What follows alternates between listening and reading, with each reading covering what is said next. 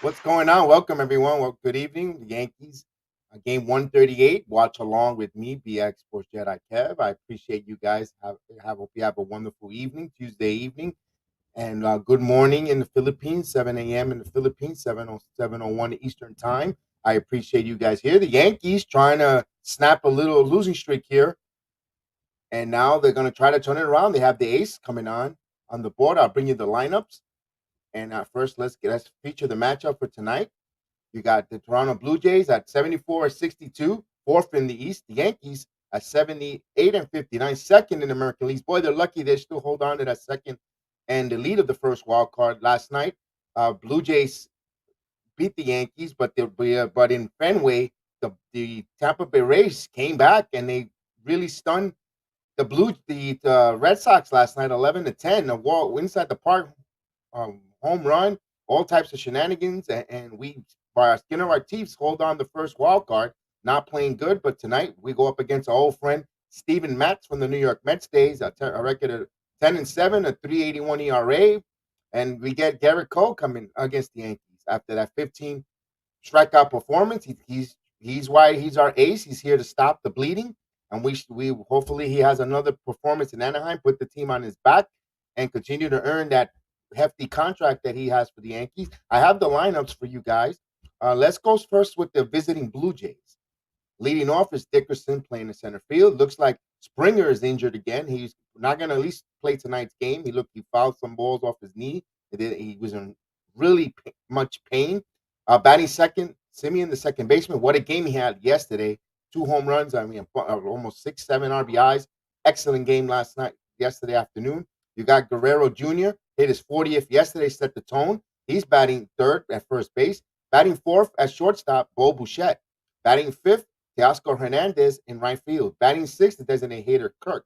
Batting seventh, the left fielder Gurriel Jr. Batting eighth, the third baseman Lamb, and batting ninth, the catcher McGuire. And of course, Steven Matz is on the mound.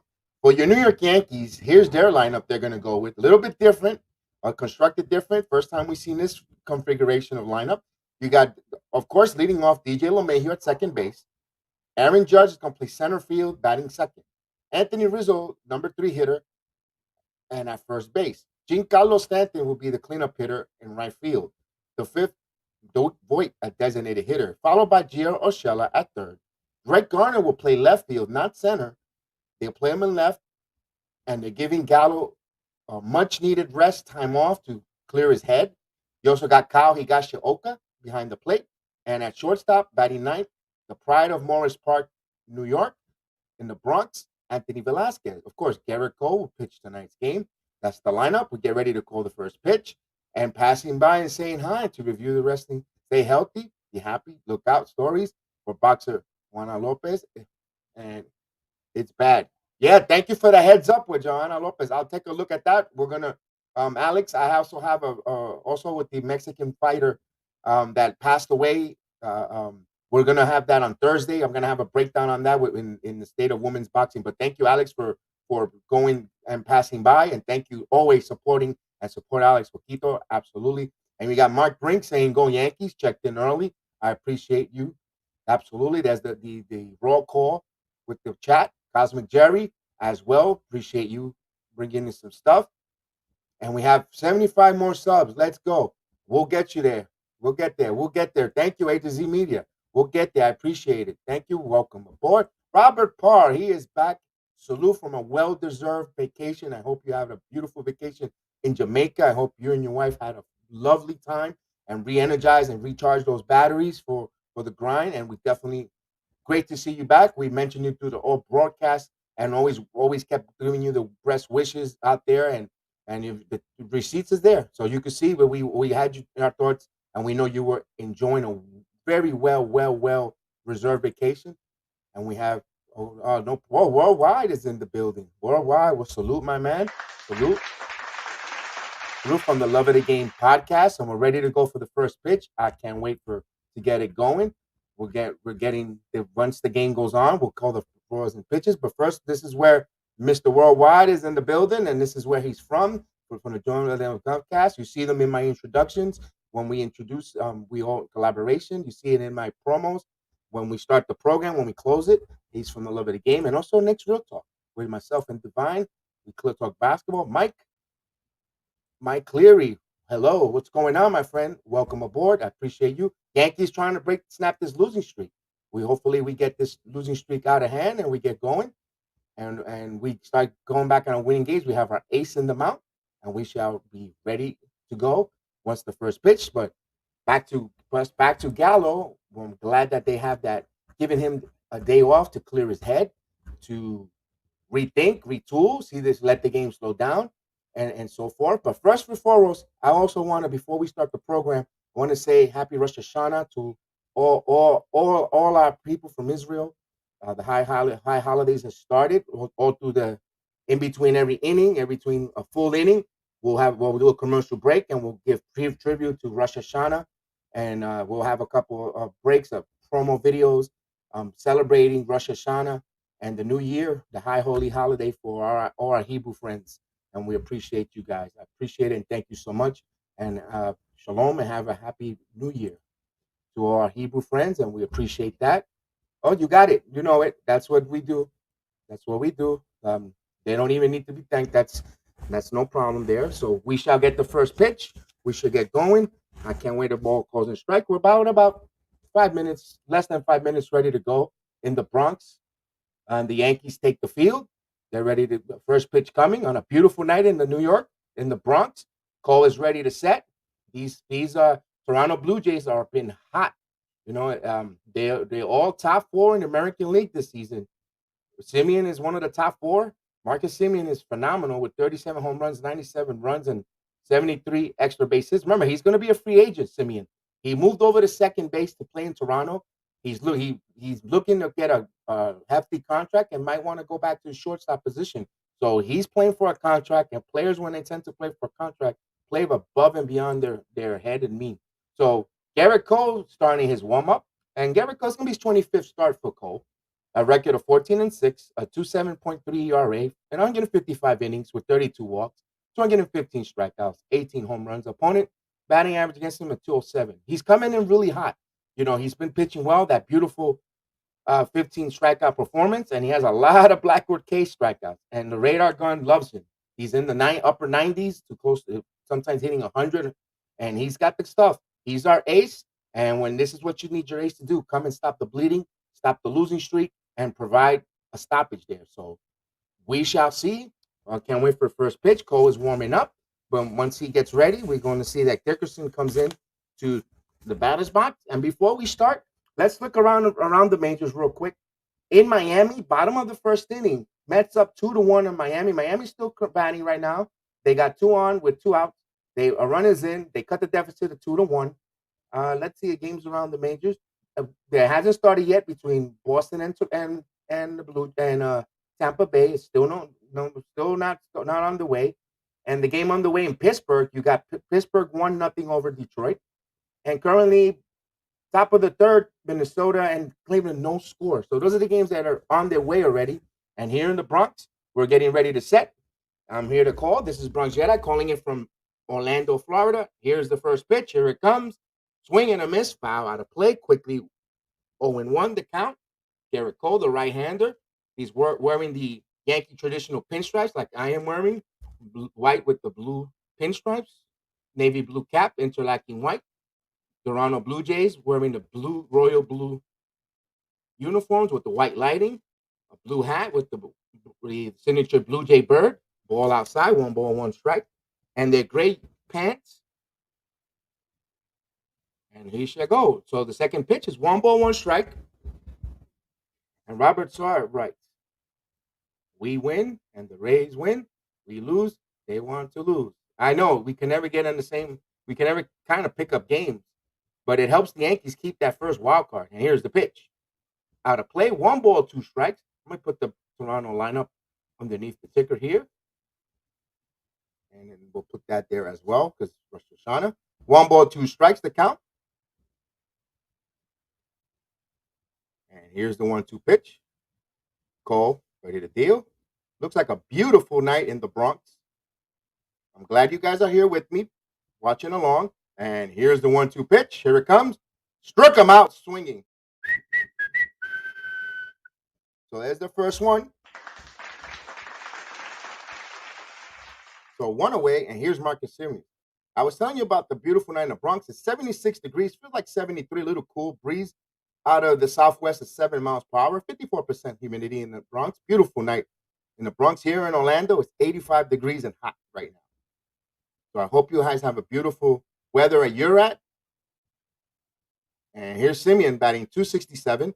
You had told you about the 37 home runs and 87 RBIs and 875 OBS. And Robert Parr says, "Oh, Rio's really Yankee. Sorry that I had to." No problem, no problem. This is why we're here to vent. Here it is, down low.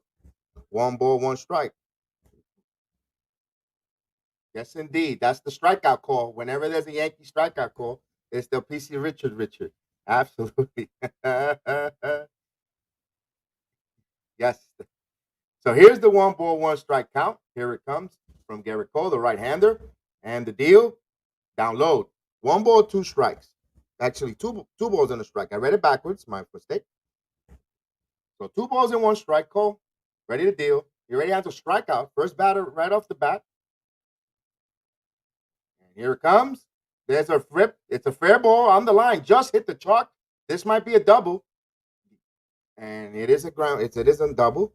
Garner doesn't have too much of a strong arm. So you got a 1-out double here. The Blue Jays starting something cooking here. They're gonna check it to see if it hit, but it looked like a good double there. It looks like it hit right on the line. And this will bring up a dangerous Vlad Guerrero coming up. Vlad Guerrero yesterday hit his 40th home run. He's batting way over 300, around 319, if I'm not mistaken. I'll get those numbers once I see it up there.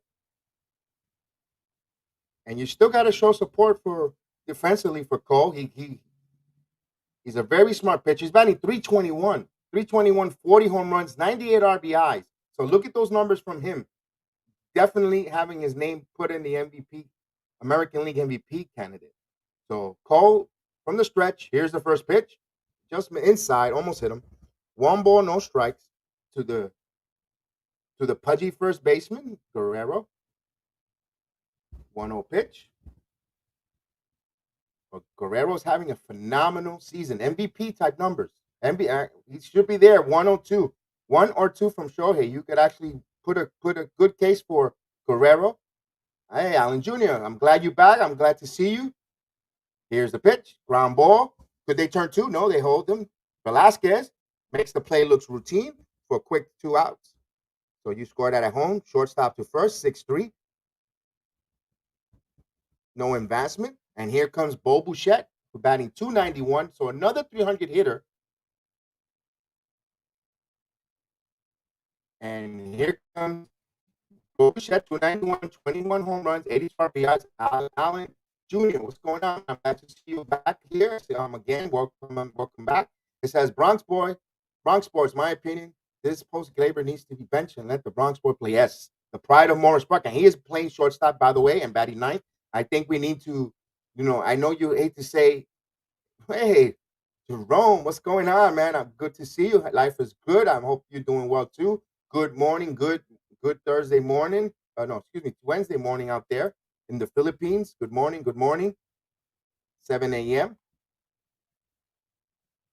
And here comes the pitch. In there for a call strike. So the count, 1 ball, 1 strike. Appreciate you there. And back to Allen. Yes, the pride of Morris Park needs to play. I know you shouldn't lose your starting position to injuries, but right now you're in a wild card race, and you definitely need to put the better defensive player there. And Gleyber needs to hit. You see his defensive warts. If he was hitting, you could tolerate the defensive warts, but if he's not hitting, you got to play Velasquez, because Velasquez puts bat on ball. He has speed, and he plays a good defense. I'm not saying he's a better hitter than Gleyber Torres or better player, but right now, the way the team is constructed and is needed, Velasquez needs to be thinking about putting ahead of him. AB, what's going on, man? I appreciate to see you here again. I appreciate you joining us again this evening. It's always good to see everyone, all the familiar faces returning. I really appreciate it for the support and the love. Here's the 0-2 pitch. Ground ball. Velasquez, fields, gobbles, in plenty of time. So the inning is over. So no runs, one hit, no run, no errors, one man left on base. Half inning through, the Yankees coming up to bat on the BX JEDI Sports Network. I appreciate you guys on board here. Alan, it says Bronx shortstop has better defense than Glaber. Right now, it is. Velasquez is playing a much better and Glaber. Let's face it. And kudos to my friend Z. He tells me he's been telling me for a while now that Glaber's not a shortstop. He doesn't have a shortstop arm. He has a second baseman arm. So I can't take that credit. I give credit where credit is due. When someone gives me a good point or tells me a good point, I give the proper. You know what, I heard it from so and so, and you know what, you're right. Glaber has a second baseman arm. So and kudos to that on that. And it says here, look at that clean. Yeah, the clean play. He did really good. It looked as smooth. You saw it. He moved up. He transferred smooth. Also, well, you got to see there, Alan, when Velasquez plays short, he's not all the way in the back of the grass when he's playing short. He plays right in the infield dirt, and the plays are the routine plays look much more crisper, smoother because he doesn't have to come from the outfield grass, charging in first, and then going in vertical to go lateral. So that's why it looks so much smoother. It looks natural. Glaber likes to play deep, and when he has to charge first, and then he has to see if he's got to go lateral to make the play, and that's why sometimes it looks like an adventure. You hold your breath when you have a ground ball to Glaber at short.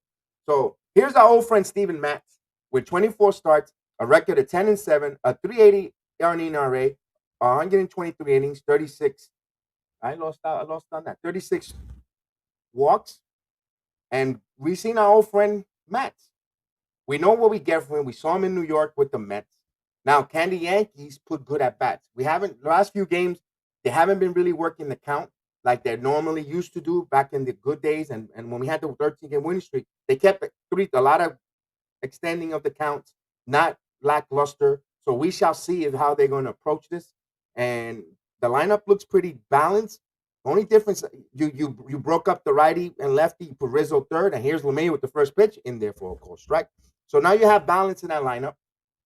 And this is why are we keeping benching Sanchez? Sanchez is not Cole's favorite not favorite catcher. He likes has a good rapport with Kyle Higashioka. So you want to make your ace comfortable. I can see this instance of holding Sanchez out. There was start of Sanchez being the designated hitter today, but I like Boyd in the lineup. And here's the pitch in there for a strike. 1-1 strike the count. Let me put the Yankees lineup up here so we can have it with them batting it so it looks delicious. 1-2 strikes the count. The leadoff hitter, LeMahieu, just on the way in the Bronx. And here comes the pitch. This ball is foul out of play. The count squares. 2-2 strikes, folks. Yes, we win tonight. Alan, we win tonight. And we're going to do it together. We're going to enjoy this game. I think the Yankees win by 5 runs tonight. I think they're going to be there. The hitting is going to be there. I think Matz is going to have a rough time. It's just my opinion. So here's the 1-2 pitch. Here it comes from the lefty Matz. Inside. And I thank you, Ride or Die, for your positive feedback with giving me the heart, the thumbs up. I appreciate it. Judge is the on deck hitter. 2-2 strikes. Here it comes. This ball is chopped. LeMahieu slipped coming out of the base. There'll be plenty of time to get him. Bouchette makes the play. 6-3. If you're scoring, a shortstop to third with the first out. Here's the DJs defensively. You got Gurriel in left, Dickerson in center, Hernandez in right, Lamb at third, Bouchette at short, Simeon at second, Guerrero at first, and McGuire behind the plate. We all know Matz is the pitching tonight. And Aaron Judge is going to step into the batter's box. Judge has been a little over, but in 123 games, his numbers are 291, 30 home runs, 75 RBIs, and a 910 OBS. So the big, strong right-handed, playing center field tonight. He's going to take his first pitch. Here it comes. Curveball down low for a ball. So if the Yankees are patient, they're going to get a lot of ball counts here because Matz tends to get wild at times. So 1-0 count. Here it comes. Down low. 2 balls and no strike. So 2-0 count. A changeup down low. And here comes the pitch from Matz. right down the middle, low and outside for a strike. So 2 balls and 1 strike. Judge. Thinking of Jeter, his inauguration tomorrow at the Hall of Fame. Here's the 2-1 pitch. This ball is lined on the opposite way, and if it's fair is gone, it just missed the foul pole by 5 feet. Just missed on the opposite side of the foul pole. Just missed a foul pole home run, just banging it off the pole. He just lined the ball and with his strength just hit a line drive that almost hit that foul pole. Wow. If you see that, if you guys could opportunity to see a replay later on, it's just missed it. Wow. The strength of his hands. That was a total late swing, and he almost hit a home run to give the Yankees 1-0. Here's a 2-2 pitch. This ball foul out of play. So count remains 2 balls and 2 strikes. Anthony Rizzo, the on-deck hitter. Yankees trying to stop this losing streak. They're still holding the first wild card by half a game. Tampa and Boston they're on their way. Bottom of the first, no score. Here is the pitch. Foul off the Judge's foot. It still remains 2-2. So we'll keep you abreast and let you know what's going on around the league, the scoreboard watching on the other teams that are chasing us. And I'll keep you up to date because there's really a lot of implication. This is scoreboard watching time. If you're a Yankee fan, wild card, the surging Mariners, they're only 3 games out. The Blue Jays are 3 games out as well. So there's a lot of teams coming. Here's the 2-2 pitch, foul back out of play. Good at bat for Judge. He keeps fouling off pitches and elevating that pitch count for Steven Matz. That's also another thing we've seen. From his Mets days, you could get his pitch count up high, and sometimes Matz becomes his worst enemy. So it's the 13th pitch of the inning and end of the game, and the 2-2 count coming. Here it comes. Outside, 3 balls and 2 strikes. The count runs full. So good at bat here for Judge, extending that pitch count. Now here he's going to throw his 15th pitch of the game. Here it comes. This ball foul again, another foul. We'll do it again. So good at bat, a good battle here between Aaron Judge and Steven Matz here. Remember this weekend, folks, the Subway Series coming up, especially Saturday, is going to be a real and dear program on the Watch-Along, September 11th. Hopefully and here's the 3-2 pitch. This ball is in the air. If this ball is going up in the air, and it just makes the catch, missed the wall. He leaped up he gave it a ride to the shortest part of the field and right into the glove. So a loud out there, a really loud out. Almost had a 1-0 lead. Just stood in the park. He leaped. So it would have just cleared the fence. He jumped up and took a home run away from Aaron Judge. Yes, indeed. It would have probably hit the top of the fence, and who knows if it would have bounced in or out. But I'm saying it would have been a home run. He took a home run away from Judge. So 2 outs, and here's Anthony Rizzo. So a little bad luck to start the game right now, but that's okay. Here's Rizzo coming up inside. Rizzo's batting .249 with the Yankees, 18 home runs, 53 RBIs, and a .788 OBS. So 2 outs, but the pitch count is already at 17 pitches. In the first, there's the shift on. Here's the pitch to Rizzo. He just called a strike. He gave them a generous call there. 1 ball, 1 strike, in my opinion. Rizzo career off of Steven Matz, 2 for 6 with a double home run and 3 RBIs in limited action, but he's seen them in his Chicago Cubs days. Here's the 1-1 pitch. Here it comes. The ground ball. This should end the inning. Over to Simeon, throws to first, plenty of time. So, however, no runs, no hits, no errors, no one left on, and we go to the second inning on this Rosh Hashanah holiday, and I'm definitely going to go on a commercial to celebrate Rosh Hashanah, and here we go.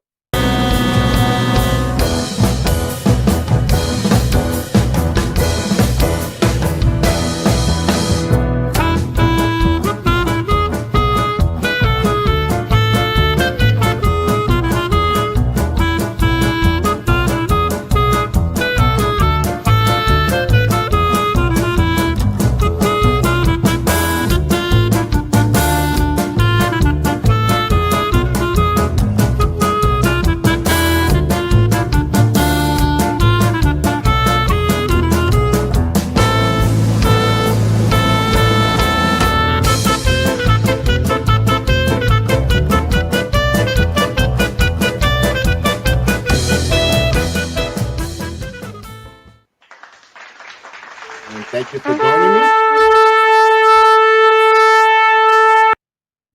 Thank you for joining me here.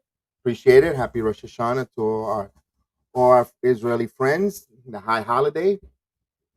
And we appreciate you joining us here. And here, no score. We're going into the second inning. So far, so good. A quick game. Steven Matz's pitch count elevated, so that's a good thing for the New York Yankees. When we want to get into that bullpen, especially we have a long series, still got more games with this team, so we want to get in that bullpen, tax the Toronto bullpen, and pick up games as well. So appreciate they're warming up. We're coming back from the commercial break, and like Alan Jr. says, stop this kid now. We win tonight. Absolutely. And then our friend Jerome, always checking in. Always appreciate that. We got the Go Yankees chat. We got Cosmic Jerry. We got to Go Yankees for Mark Brink. Also in saluted. Salute to you guys.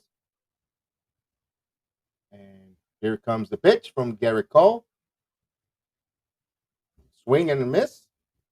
0-1. And we got Teoscar Hernandez. We saw him steal that home run away in 172 games. He's batting 292, 25 home runs, 93 RBIs, and his OBS is 848. So it's a 0-1 count to the right fielder, right-handed batter, right-handed pitcher. And here it comes the pitch.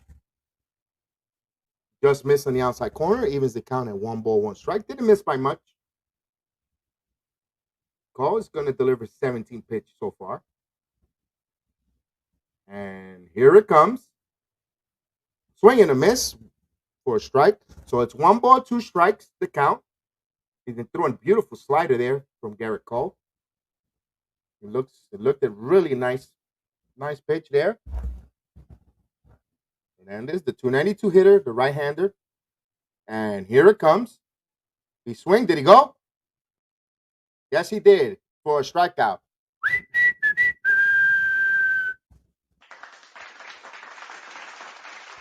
So here's the first strikeout. Yeah, he totally went past the plane. No doubt about it. Kyle applied the tag. Here's Kirk coming up, batting 275. They're showing his last performance from Gerrit Cole. He threw a 7 innings last game, 4 hits, 1 run, 15 strikeouts, and 116 pitches. A little bit of a throwback from the old days. And here's Kirk, 275 hitter, in there for a call strike. Alejandro Kirk is batting 275, 5 home runs, 20 RBIs. And here's the pitch. Just missed. 2 balls and no strike. Now, Alejandro Kirk is a right-handed hitter. Not too tall. Here comes the pitch. Foul out of play. A little short, stocky right-hander. Boy, the Blue Jays have quite a few of those.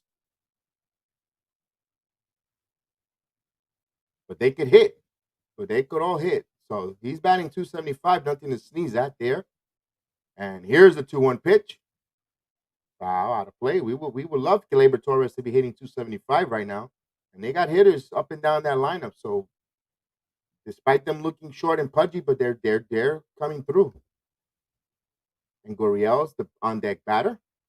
So the 2-2 coming from Gerrit Cole. Top of the second inning. Here it comes. Down full count, runs full. 3 balls and 2 strikes.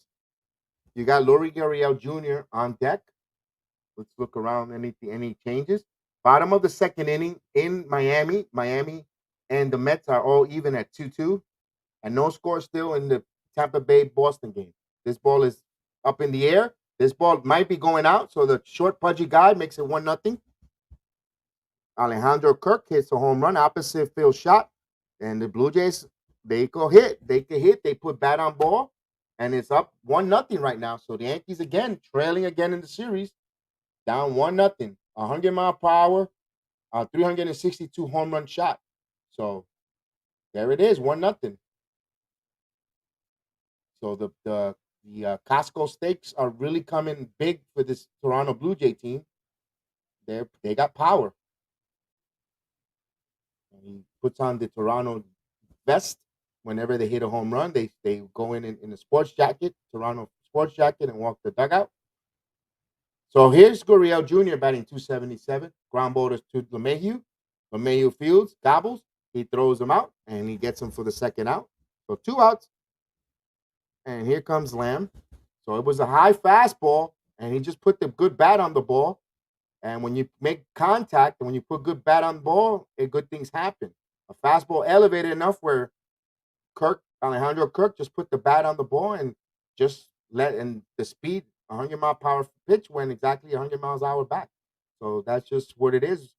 This is a good observation for Gallo when you put bat on ball and not swing and a miss. Those are the good things that happen. That's how you take advantage of Yankee Stadium.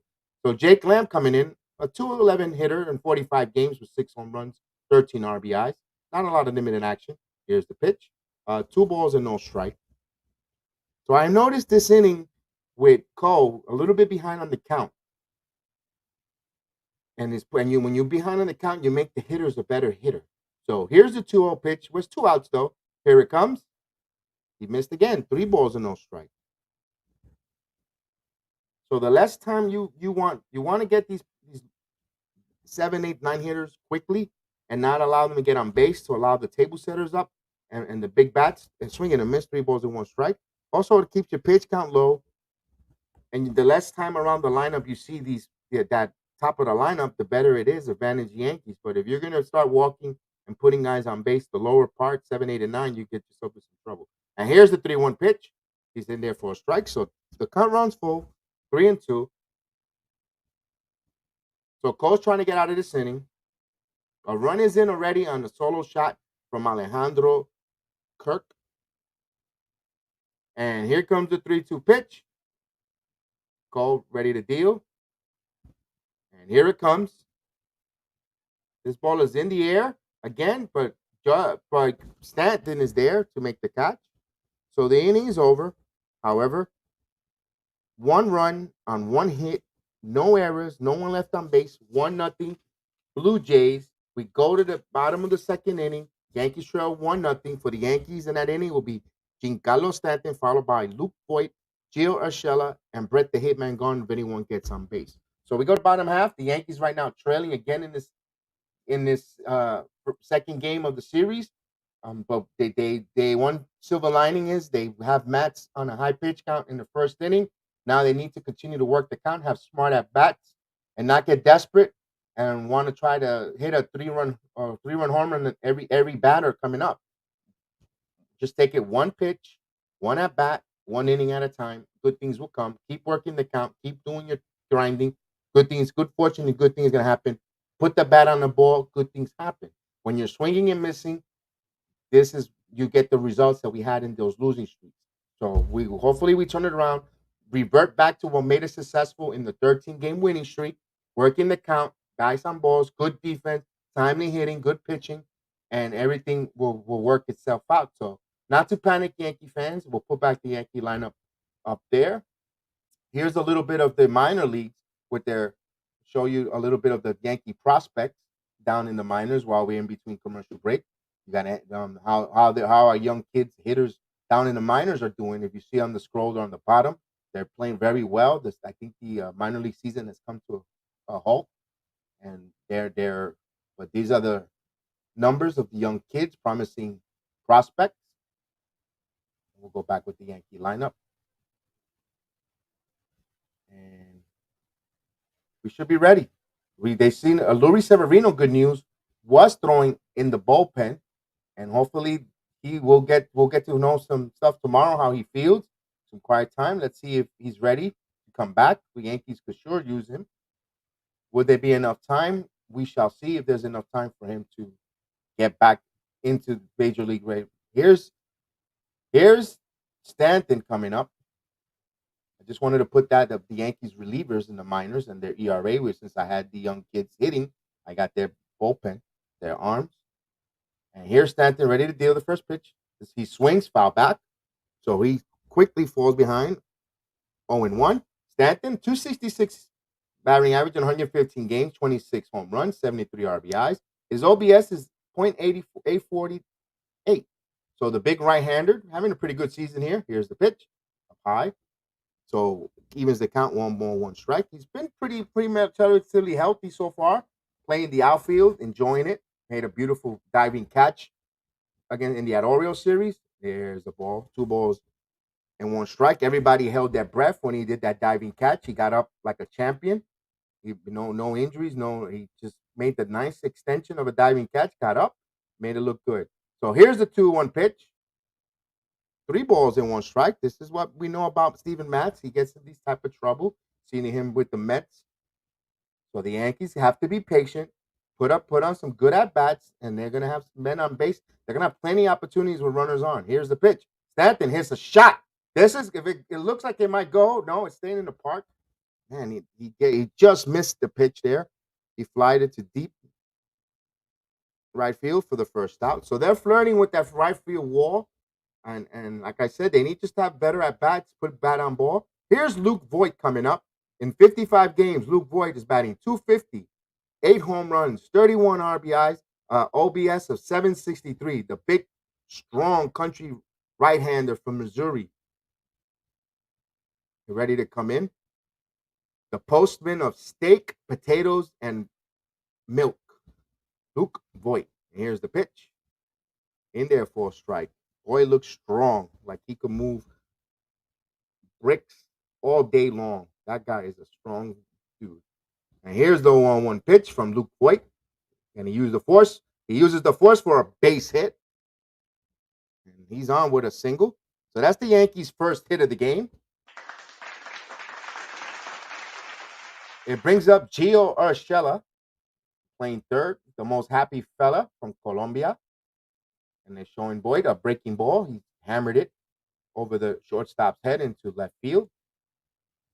That's what the Yankees need. If Voigt could get hot, and just we need somebody to step up tonight to start this offense getting hot. So hopefully that's a good sign. They're gonna have opportunities with Steven Matz. So Gio Urshela batting .263. Matz is ready to deal the first pitch.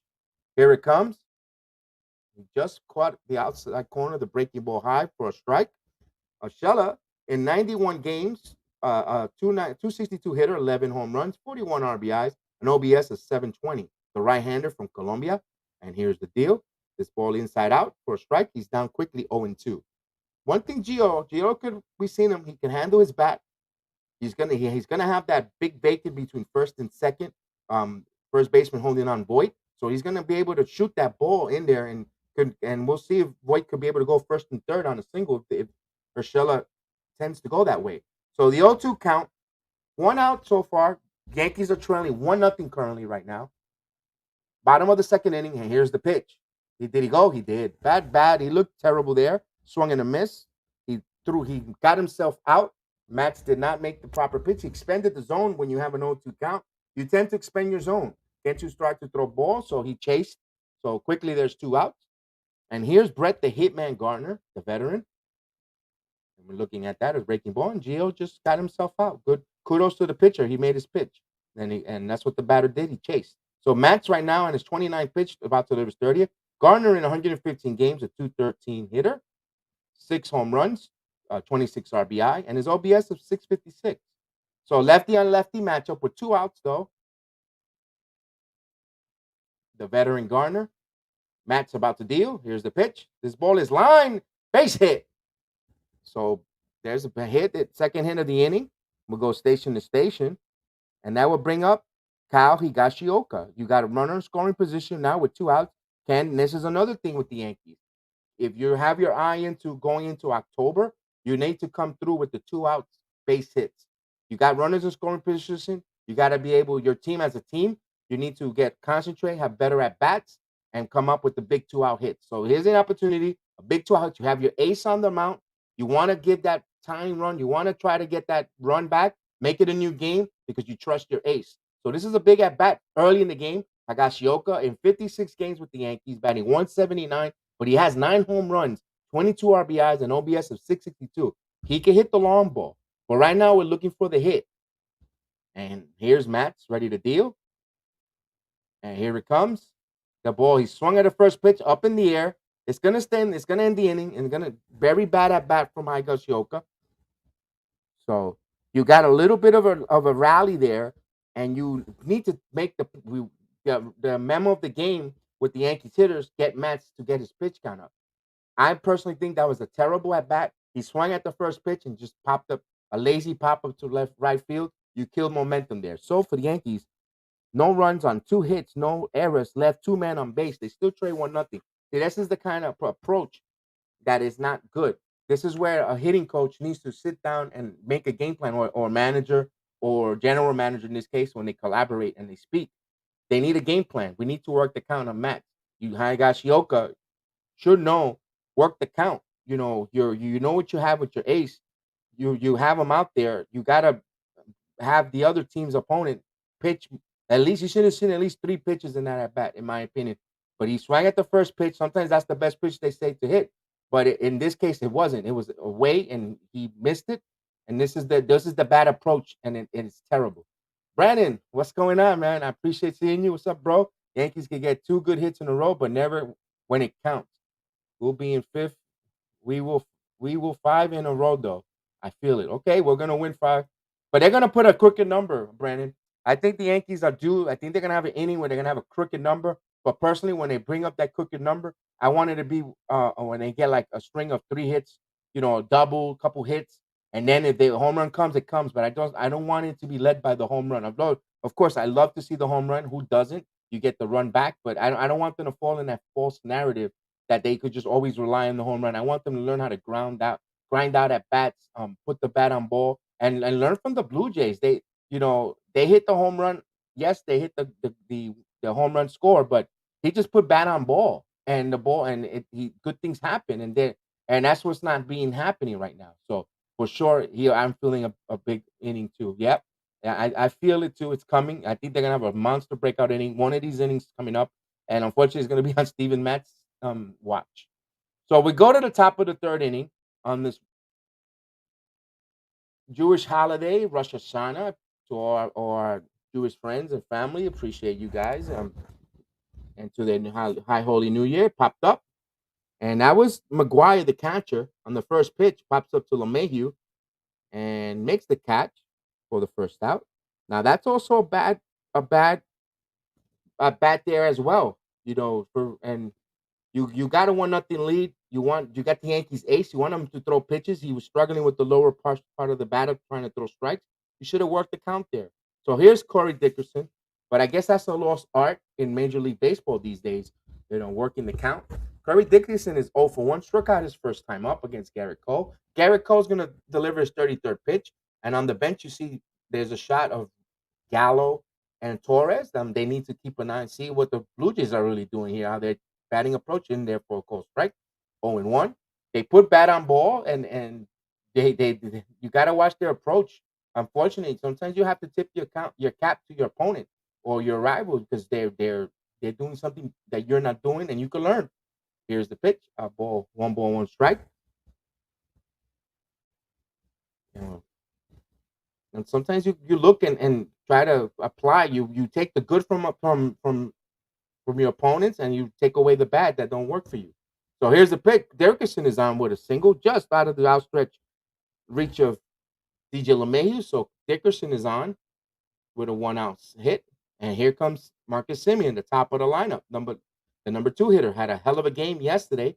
And right there, a good approach to that bat. Semien just put the bat on ball, nothing spectacular, and hit it over the head. An outstretched infielder's glove, and got a base hit. That's what note to Gallo. Look at this. Put the bat on ball. Good things happen. But when you're swinging and missing, you're just gonna sit. You're just gonna You're gonna fan someone. That's it. Here's the pitch. Down low for a ball. So Semien doubled in his first at bat. So he's 1 for 1. He's having a heck of a series against the Yankees so far in this early part of this second game of a 4. So far, he's been on fire against the Yankees. So 1-0 count. This ball have popped up. Would it stay in play? Looks out of play. Now the Blue Jays in the past, last season, and as soon as they did this youth movement, they've been running a lot on the New York Yankees. Kyle Higashioka is not a good thrower of men. He doesn't throw base runners out. Not like it's Gary Sanchez. So look for the Blue Jays to want to try to run here. This is another aspect, another element of the Blue Jays that the Yankees need to go back to as well and take a little bit from your opponent. It's the running game. You're going to see the Blue Jays want to run on Kyle. And here's the 1-1 pitch. Down low. Two balls and a strike.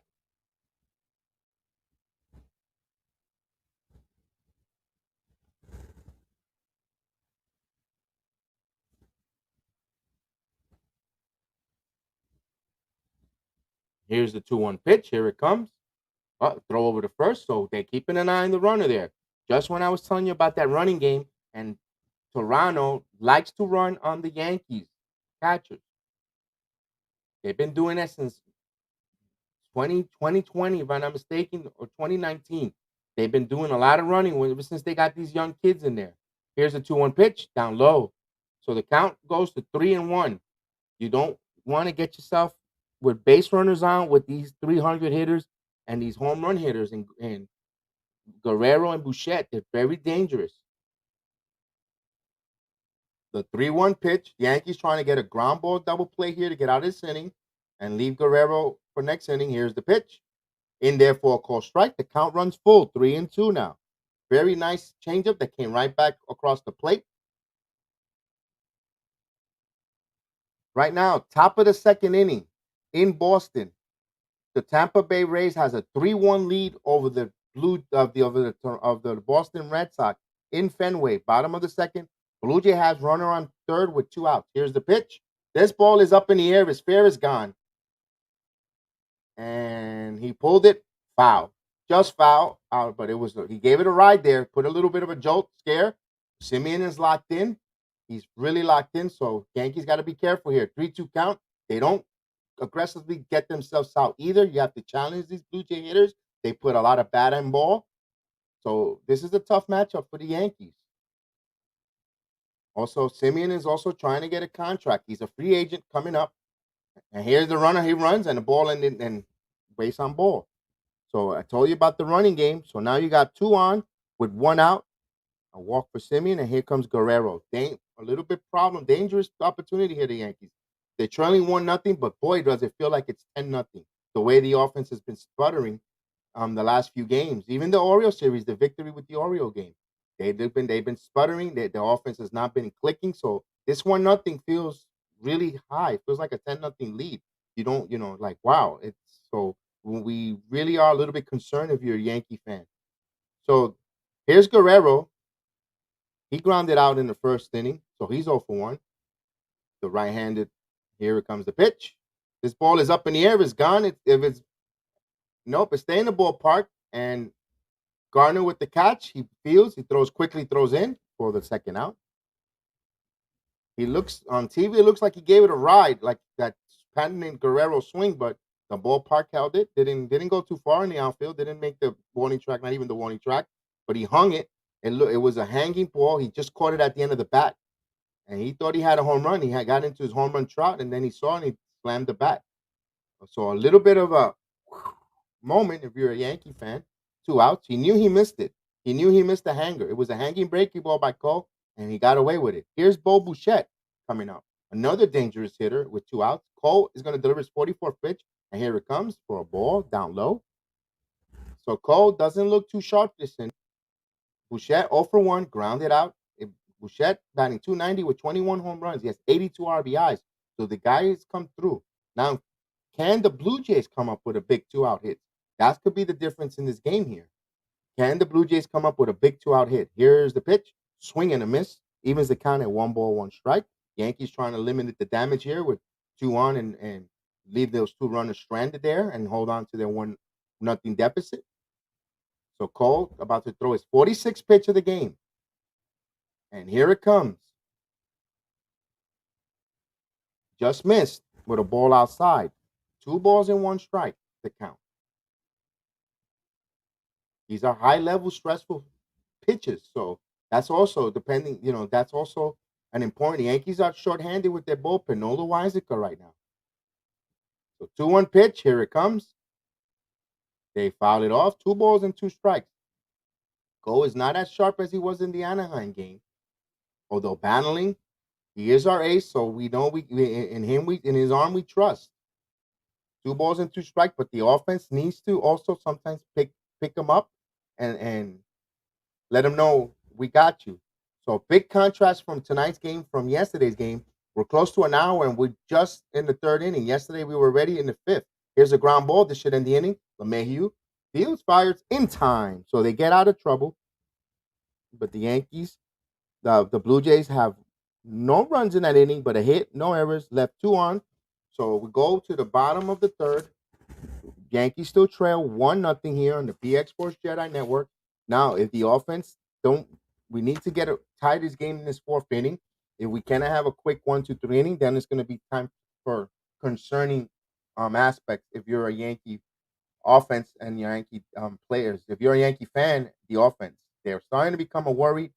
Um, Something needs to get jolted, some type of spark, and it's not happening right now. You've got some good at bats, but it's like the typical situation. They get 2 on, and you swing an undisciplined first hitting, pop up, lofty with Agashioka. That at bat troubles me a little bit, and I just would have if it would have been a 2 balls and a 1 ball 2 strike count, then he pops up like that. I get it. You're protecting the plate, but the very first pitch you do that's sticking at me is irking me right now, especially the way the offense is hitting, and not just Kyle. There's other aspects in the game. Yesterday's game as well. So far I broke it down, especially in that eighth inning when they had opportunities with runners on. They had runners on and just couldn't get that key clutch hit. And it's a little bit frustrating. So we shall see now. Coming up for the Yankees is going to be the pride of Morris Park, Anthony Velasquez, DJ LeMahieu, Aaron Judge. If anyone reaches, it's going to be Anthony Rizzo. So you're going to get 9, 1, 2, and 3 coming up. And the Yankees still trail 1-0.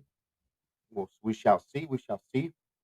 And they're showing batting. They're showing the batting practice today with Gallo taking some batting practice. And it's not just that he can't hit the home run. We know he can hit the home run. We know he's got power. It's just the contact. He needs to make contact. He's not making any contact. He's batting 136 since coming over to New York. And it's just you can't have that. A lot of guys don't even stay in the majors batting 136. So and we have another year with the guy, so we want him to do well. We don't want him to come fail. Here's Anthony Velasquez, the pride of Morris Park, and he takes the first pitch from the Queens, the Long Island native Matz. So you got a pair of New Yorkers here battling each other.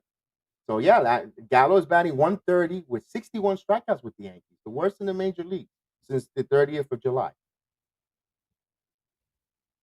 So here's the 0-1 to Anthony Velasquez. Here it comes.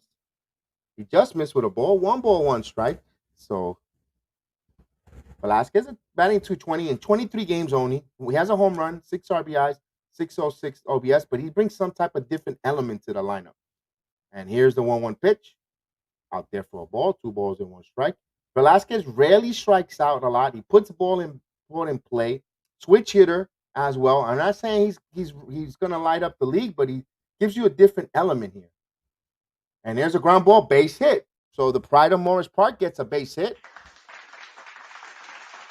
The Bronx boy, Allen Jr., the Bronx boy, got the hit. He's got something cooking here. So he's on, and he could run. So would the Yankees start running, moving? But here's what you could do. What Velasquez brings to the team. You got that hole. You gotta have your first baseman hold him. You got a Mayhew who likes to hit the ball to right field. Now you got a big vacant hole between first and second. If he gets a hit, pulls the ball or goes the opposite way, a ball in between first and second, get a base hit. Velasquez is gonna go first or third. Now you got something cooking. That's a different element that this brings here to the lineup. Here's DJ LeMahieu, and he takes the first pitch out there for a strike, and Matz gave him a perfect pitch to serve to that in between that hole there. But I know LeMahieu wanted to hold for a strike, and that was a smart thing to do. You hold for a strike there. And Nathan, go Yankees. Nathan, what's going on, cuz? Well, I'm glad you're here. So here's the 0-1 pitch. And Matz throw over. The pride of Morris Park gets back. He's safe. So the 0-1 count. I'm glad for everyone joining me. everyone here from the chat, everyone from through Facebook, YouTube, Twitter, and Instagram. I appreciate everyone watching in here, and thank you for the thumbs up and the look in. And here's the 0-1 from Matz to DJ, just missed. So it's evens the count at 1 ball, 1 strike. Borderline pitch there. The Mayhew got the call. Matt's about to deliver his 38th pitch of the inning. Yankees trail 1-0, but the pride of Morris Park got a base hit, which is Anthony Velasquez. He's there on first. Michael, what's going on? Michael Caputo, let's do this. It's not quite over, but it doesn't. But they're still leading the wild card. But I understand a little bit of frustration. I get it. I get it. Here's the 1-1 pitch. Hold no. We need you to continue watching the Yankees. Here's the pitch for a strike. So 1 ball, 2 strikes. Michael, they are a good team, the Blue Jays. But I know we're bad. We should be better. But they got a lot of 300 hitters, a lot of home run hitters in there. Put bat on ball. But right now the Yankees if the Yankees play their game, they could really beat this team. And here's the 1-2 pitch. He's leaning a little bit, but Matz is holding. Keep an eye on him. And there goes Velasquez. And there's the hit and run, but strike out. Safe. So he stole the base. LeMahieu strikes out, though. So here's the element of speed. So DJ strikes out, but Velasquez moves to second base. So you could say that he sacrificed him over. You could throw it if you want to look at it that positive. But that's the element that the Yankees are missing, the speed. You saw that earlier in the season with Greg Allen that came up. He was running and he was running and speed. Here's this one. Well, we need a bigger lead in the wild card. Then it's more happy. The Red Sox are losing right. Yeah, the Red Sox are losing. So at worst, if we don't want it, we're gonna win this game. But if we don't, we still gonna hold. If it holds off, we still holding the first wild card. But remember, other teams are climbing. Here's Judge coming up. We're on second. We're 1 out. Judge hits this ball up in the air. It's going to stay in the ballpark and is deep to center. Velasquez should tag up, and he does, and he moves to third with 2 outs. So Judge gave it a ride to center field, allow Velasquez to tie up and move. So 2 outs.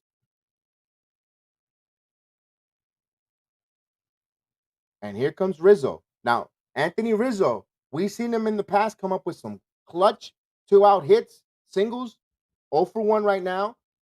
Can Rizzo come up big here? If you hear me, if you watch along with me before, when I was telling you why is Gallo batting second, it should be Rizzo batting second. And it's a nice game. He's batting third, but I was claiming for when they had that lineup to have him second, move him up. Here's a chance for him to tell you why. Here comes Rizzo. Hopefully, he doesn't make me look like a fool here. Here's a ball. I like him for the situation that he's a really good hitter, not just a power hitter, a smart hitter, contact hitter. He takes what the pitcher gives him or what the defense is offering, and he just goes the other way with the ball. A really smart hitter, a 1-0 pitch. He has come up huge hits for the Yankees with 2 outs. Here's the pitch, in there for a strike. Evens the count at 1 ball, 1 strike. And Rizzo versus lefty and 122 at bats. He bats 328 with 6 home runs. Righty's 216, so he does really good against the left-handed hitter. And A to Z writes, patient hitting would always great at bats. And here's the pitch, and there's a server, base hit. He tied the game up. He made me look good here.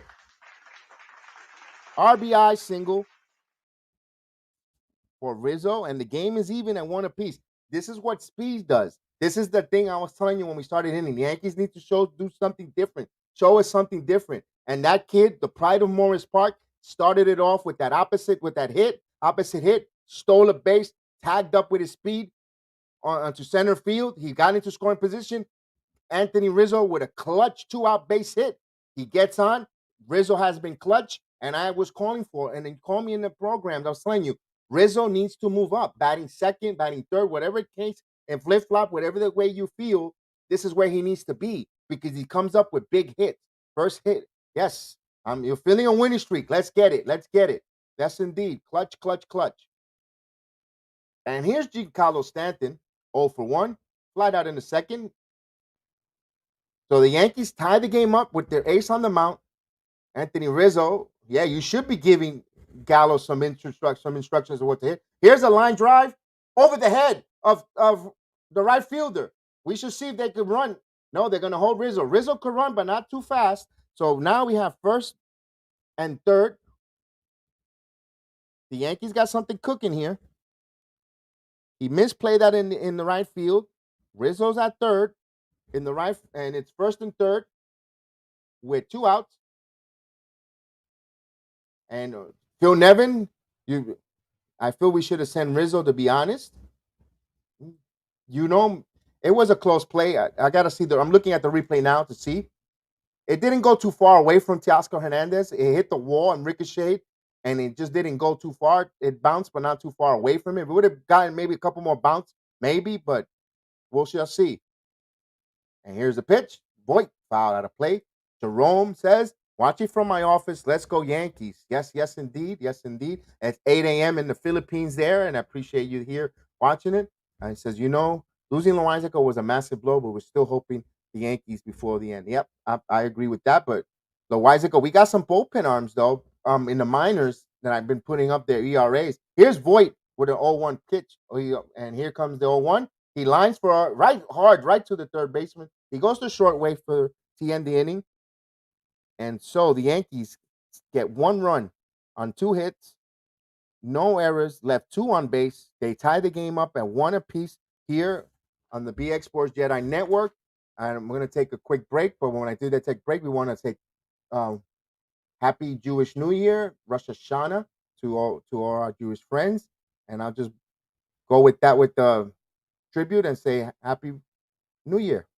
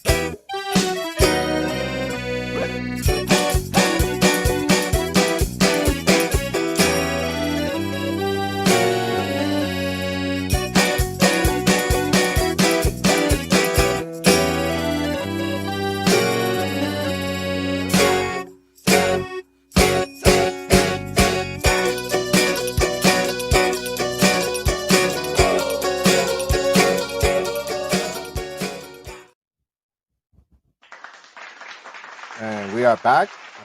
Happy Rosh Hashanah, the high holiday today, and it concluded. It started on Monday. So for the Blue Jays coming up, they got Teoscar Hernandez, Alejandro Kirk, and Lurie Gurriel, followed by Lamb. So if anyone gets on, so the Yankees tied the game up. A new game for Cole, looking to break that losing streak. And top of the third inning in Boston, Tampa Bay Rays up 5-1 over the Boston Red Sox. They're still batting, runner on first with 2 outs. In Atlanta, the Nationals. And here's a ground ball base hit. So Hernandez comes on with a leadoff single, trying to make up for that error or that misplay in right field. And right now in Atlanta, Washington trails 3-1 in the top of the second inning. Right now, the Mets are up 4-2 in Miami. That game is in the bottom of the third inning. Here, we're seeing that we got a leadoff single from Hernandez, and here's Alejandro Kirk, who homered last time up. So the Blue Jays come right back with a hit. So he's ready to deal. Here comes a play up the middle. LeMahieu, he misplayed it under his glove, but first to third with speed. So here comes the Blue Jay again. Now they display and they're taking advantage of sloppy play from the Yankees. LeMahieu, this is something that is haunting this team. You saw it with Urshela playing sloppy. You see it with Torres. Now LeMahieu played that role sloppy. He might need a day off as well. He just totally misplayed. He olayed it, and it should go to me personally. It should go as an error, but we shall see what the official scorers do. Say, it went just under his glove. Didn't have no glove, misplayed it, but Cole bent down like, oof, you should have had that, buddy. And officially, it's a hit. They give him a hit. Personally, that's an error, man. That's an error. I'm sorry, but here's the first and third with no out. The ball up in the air, and the Blue Jays are coming out swinging. They're coming out swinging. They're coming out for furious. Jack Jackson, New York is a joke. Well, that's your opinion, but I wouldn't be saying that too much into New Yorkers, guy. They get really frustrated with that. So here's what's up, Casey. I'm glad to see you here. That is terrible. It is terrible, and it's frustration. I understand, Jason, that you get frustrated with that with the Yankees. And here's the 0-1 pitch. This ball is out of play. We're blowing this game two horrible, horrible defense. And there is Gerrit Cole, and this is not. This is Gerrit Cole, and this is happening. Yeah, I see that. Oh, it goes kick my NY New York Blue Jays. Oh, a Blue Jay fan. Okay, I got it. I'm mixed of Puerto Rican and Honduran. So here's the 0-2 pitch, and this ball is out of play. So we'll do it again, 0-2. And it's a little bit frustrated, but we got a Blue Jay fan with Jason. Welcome aboard. Everyone, we welcome Jason, the Blue Jay fan, and it's okay if we are, if you their opinion, you have your right to opinion. As long as respectful, and you are, you're more entitled to your opinion. The Yankees are stink. Right now they stink. They're stinking defensively, and you're absolutely right. It's a joke. So your statement, and I'll put it up there because I read everyone's, is true. It's right now their defense is a little bit of a joke, but if the game is over, that's cool with that. So we shall see. We shall see. We shall see. So 1 ball, 2 strikes, and so Houston. And you don't like Houston either. Yeah, we see now we have common ground. We don't like the Houston Astros. And A to Z Media, they've been choke artists since '09. 1 ball, 2 strikes. Hey, the Yankees, you have the right to get on top, get on the Yankees for coming up short. You have more than 1,000% right to feel the way you feel. But in your case, Jason, you're a Blue Jay fan, so your future looks really bright if you're a full-fledged Blue Jay fan with all the young hitters. You're really gonna you have to feel a little giddy. You just need more pitching. Here's the 1-2 pitch. Here it comes. This ball is up in the air. Did it? He looked like he got all of it, but it's gonna stay in the ballpark, and a run is gonna score. That Blue Jays take a lead, speed, brought that in there and misplay, allow that to happen. So the Blue Jays come right back and take the lead.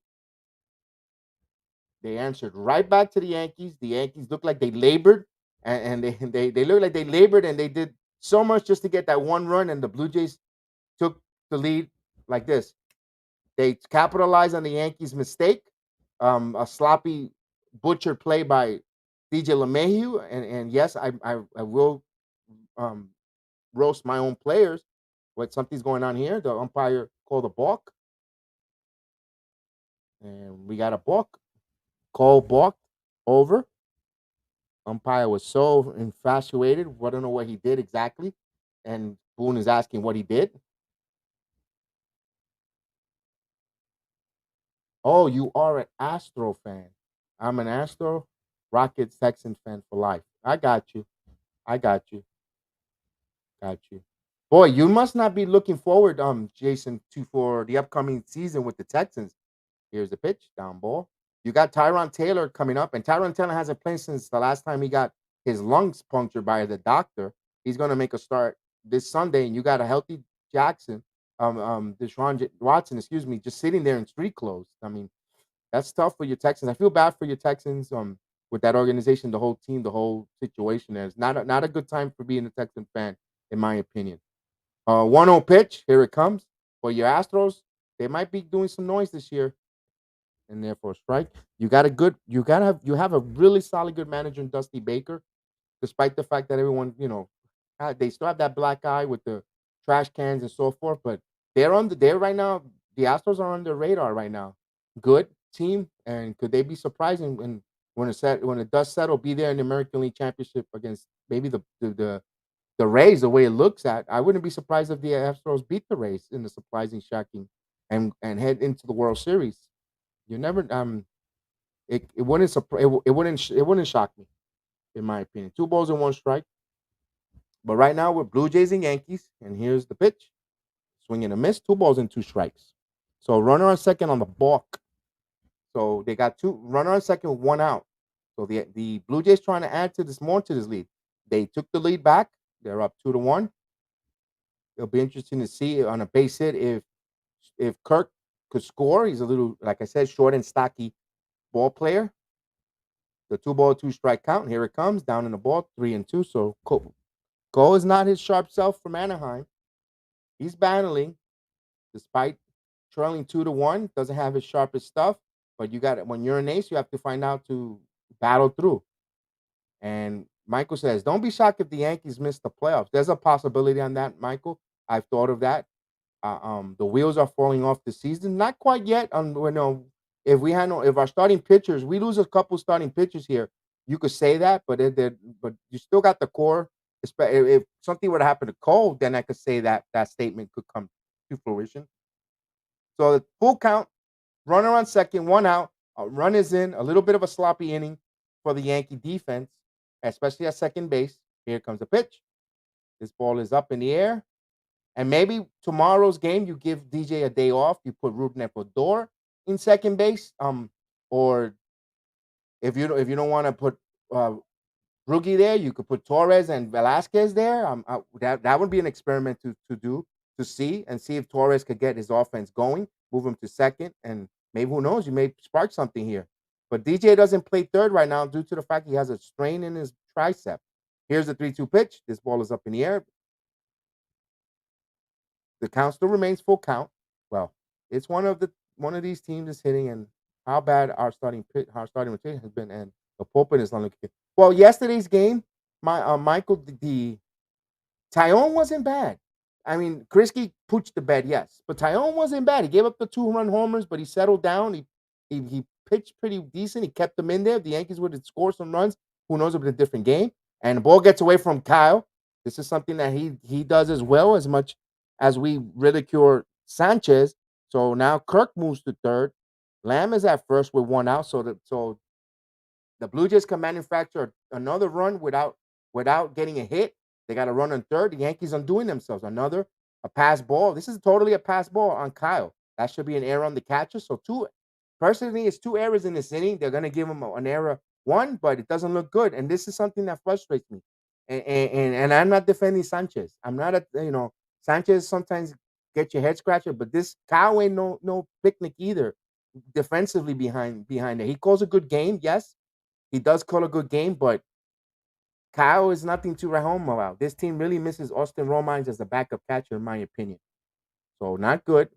He goes, the Blue Jays can basically put this game to bed right here. The way the Yankees offense, the way it feels like, we were down 1-0 and we tied it. It felt like, we had to score it felt like a grand slam in order to tie this game. So yeah, and this is a 2-1 lead. The way the offense has been going, it's a high hill to climb. We want to keep it at 2-1. So the Yankees are trying to induce a ground ball with the number 9 hitter, McGuire, slow-footed, but a left-handed hitter. Can they get the double play ball? And here it comes. This ball is in the ground, but foul, just out of play. Quickly ahead, 1-0, or a strikeout. But you got the top, then you turn it over to the top of the lineup with Dickerson. And that's what you want to try to induce a double play ball here and get out of this inning with no one on base and keep it there at 2-1. It's a dangerous part. You don't want to let this game slip away, like you said, Michael. It could be lights out here or put us to bed right now. It's a dangerous situation. 0-1 count. But here it comes. That's why we have our ace there, down low for a ball. Not too sharp tonight, but he's battling there.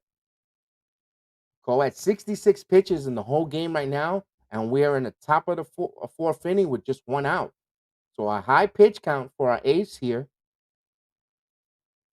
Look around the league. Anything changed? Everything's still the same around the league. Here's a 1-1 pitch. Swing and a miss for a strike. So 1 ball, 2 strikes count. First and third with 1 out. Yankees trail 2-1. But the Blue Jays have runner on first and third with 1 out, trying to threaten score a third run here without getting a hit. They could manufacture a run here. So here's the 1 ball, 2 strike count. Cole's looking for a double play or a strikeout, And here it comes. This ball is foul out of play. Count remains a 1 ball, 2 strikes, an 89-mile-per-hour high seamer. Corey Dickerson is on deck. He was 1 for 2 in this game. So Cole is about to throw his 69th pitch of the game. The right-hander, our free agent acquisition from 2 years ago, Kyle giving the sign. And here it comes. Foul out of play. The runner was going. They were starting the runner. And this, like I mentioned earlier, Blue Jays like to run on the Yankee catchers.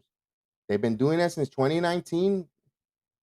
Ever since they bring the young influence of young talent, they've been running and running on the Yankees catchers. One of the teams that runs a lot on the Yankees. Here's the 1-2 pitch. This ball is served in the air. This is gonna bring in a run. Judge makes the play. Judge shouldn't even bother throwing in because now it allows the second. Oh, he didn't advance. Okay, so the run is in. They manufacture a run. That's is another aspect of the Yankees that they're not doing. A sacrifice fly. So they add another run. It's 3-1. Manufactured run. Here comes Boone coming out with the trainer. So now it is the time Yankee fans to worry. Now they see something in Cole. Now, Michael, you could say it's time to worry. If Cole has to come out of this game, it's something to worry, and they will take the ball from Cole. And there is an injury. Oh boy, there is an injury. Now it's coming to become a little bit bleak here. And it says here, you can't lose your race on the mountain. Come on, Cole. You're supposed to stop the bleeding. He's injured. Looks like he might have pulled a cramp. Or it might have been a cramp or something there. So an injury, not good. That's not what you want. Wonder what it was. Look, see if Cole. How does he know that he's injured? He's moving.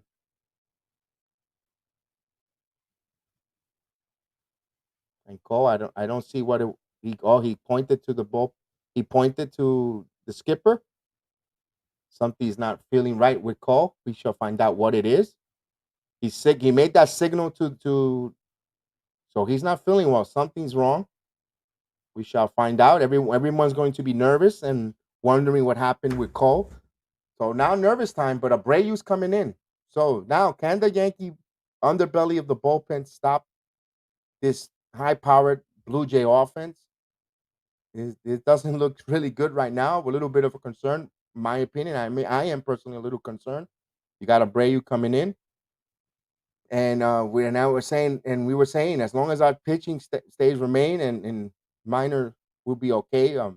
But boy, that's a big blow for the Yankees. But it's not doom and glooming. There's still baseball is like they say there's a saying in Spanish, the ball is round, and that means anything can happen in baseball. So you might think on paper it might look like it might just open up Luis Gil to come up here and another pitcher and just be lights out and we an ace is born out of, from the minors. Oh, you never know. Just trying to keep a positive aspect on it. Of course, nothing's going to replace what Cole gives us right now. But speaking about the minors, here's our AAA pitching. Now that we know that Cole is out of the game, and if he has to take an 10-day IL or miss a start, here's the possibility of pitchers that the Yankees could call up in his place. And here's the names that I have it on right on there. And Michael thinks the season over. Maybe. There's still a lot of baseball left, Michael. Anything can happen. The ball is round. That's why you play the games on the field. If it was by paper, you could say that. But I'm trying to give that positive aspect of it. We shall see. We shall see. Both now you lose Loizaga, you lose your start, your ace, and so forth. How much more adversity that can this team climb? But you did get Luis Severino throwing. I'm not saying he's going to come here and give you what Gerrit Cole gave you, but if he comes, he could give another influx of jolt of young pitching. But how much innings will he give you? Well, you got Luis Gil, you got Carl Schmidt, so we shall see. Cole is good, but injury prone. That couldn't get the job done with the Astros. You seen it firsthand, Jason. You seen them firsthand in your organization, and you seen them watching. I'm pretty sure you watch a lot of different Astros games.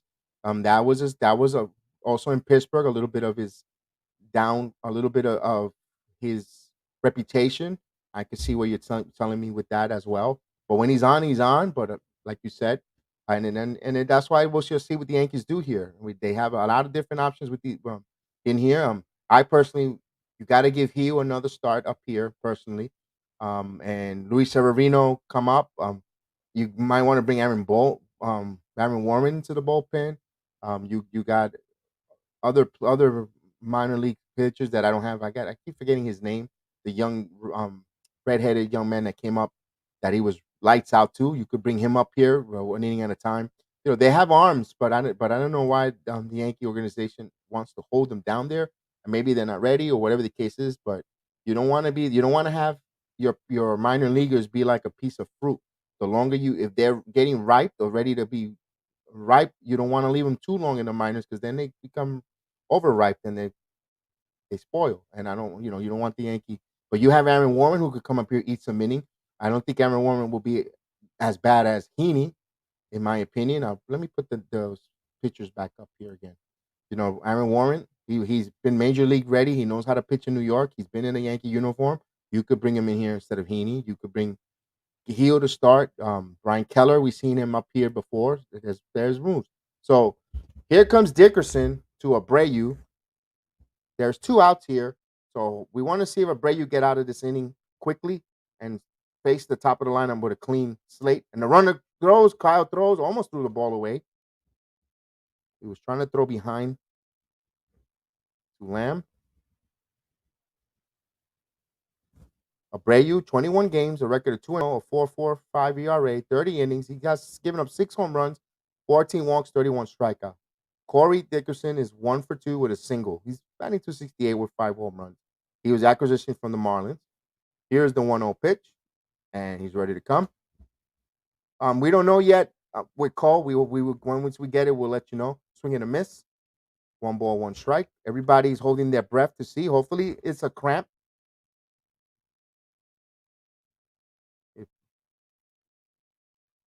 I hope it's a cramp. It looks like a leg issue. But nevertheless, we want him back. You think he went out to save his ERA? 1 ball, 1 strike. 2-1. But it could be a cramp. It could be a cramp situation. Probably not properly hydrated. He looks like he was. It could be a leg cramp. Something to do there. Here's the 2-1 pitch. And here it comes. This ball is popped up. Would it stay in play? And nope, out of play, so we'll do it again. So the count evens up to 2 balls and 2 strikes. Abreu's in for Gerrit Cole, who left with a apparent injury.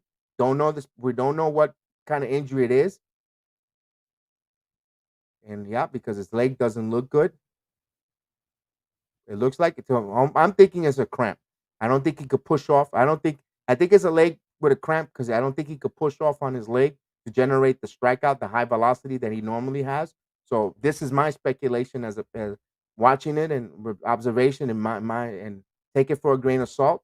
But I think it has to do with driving the ball with his legs to throw that high velocity fastball, and he wasn't getting it. So 2 balls, 2 strike count. Here it comes. Just missed inside up high. So the count runs even. No, it's not Tommy John. No, it's not. It's not an arm issue, Michael. I don't think. It didn't look like an arm. He didn't. Usually, you see him moving his arm or trying to exercise it. Didn't seem that way. So it could be a cramp. Hector, what's going on?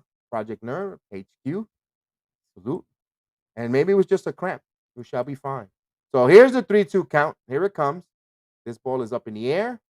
Would it stay in the park? And this should end the inning, but he makes the catch, and he does. So he flied out, Dickerson to. And so the Blue Jays scored 2 quick runs here. They get 2 hits, no errors. They leave 1 on base. They manufacture runs. They hit. They got timely hits. They're outplaying the Yankees right now. No Gerrit Cole. He's out of the game. We should see if it's just a cramp. Hopefully it's just a cramp. And he's back in there. If it's a cramp, then he should be fine. Let's hope with that. we shall see when I get the report. If anyone hears it in the chat as well, what happened to Cole, please let us know that, and give you let you know about the other different channels that we help out and support. And please give a like and subscribe and go view these different podcast creators, a friend of the programs, and we appreciate them coming aboard. And we'll appreciate you here. The Yankees trail 3-1, but their approach at the plate is much more stronger. We'll put the Yankee lineup here, and we thank you for being here this Tuesday evening. To all our friends, happy Rosh Hashanah. We appreciate you guys. We know the theme of the evening, in between a full inning, we put on commemorating the high holiday for our Hebrew friends, and we appreciate you guys and the high holiday, happy New Year. So we got Gio Urshela coming up, Brett the Hitman Garner, Kyle Higashioka, and the pride of the Bronx, Anthony Velasquez.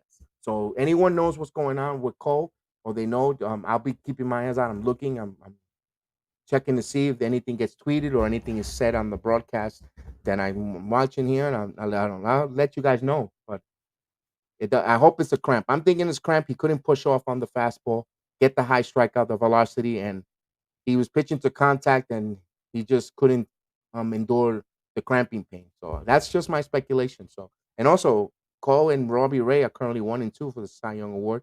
And I did see something. They didn't want to save his ERA. That's something that was put there from the chat. Went out to save his ERA. Maybe give his legs if he's cramping. Maybe there's a good opportunity. Now here's the first pitch in there for a strike to Gio Urshela. 0-1 the count to Gio Urshela. He struck out his time up.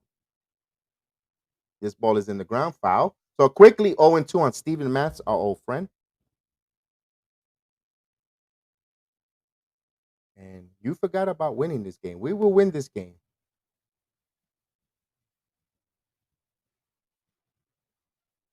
Yeah, we're just hoping Cole is okay. Absolutely.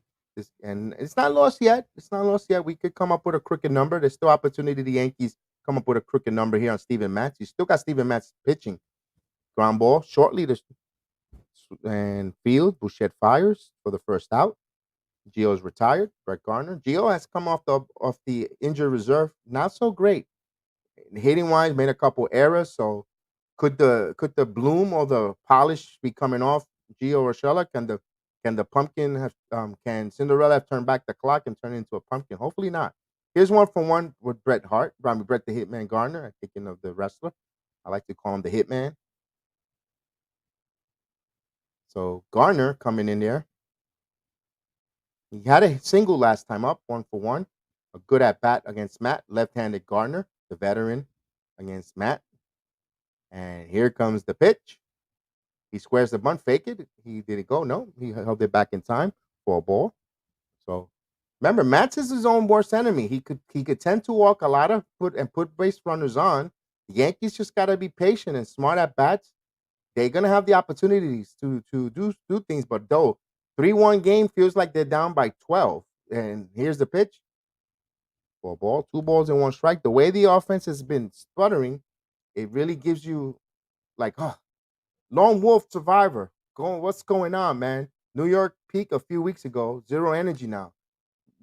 You have a good point, and I've been saying that. Here's the pitch, foul out of play, 2 balls and 1 strike. I said they had that lackluster game, not hitting, not reverting back to the old first season, the first half Yankees.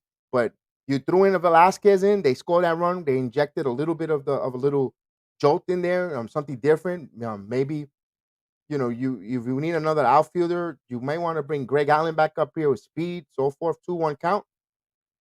Ooh, just hit him, missed him up high. I mean, it just moved him off the plate. 3 balls and a strike. So Garner trying to get on, trying to make something going on here.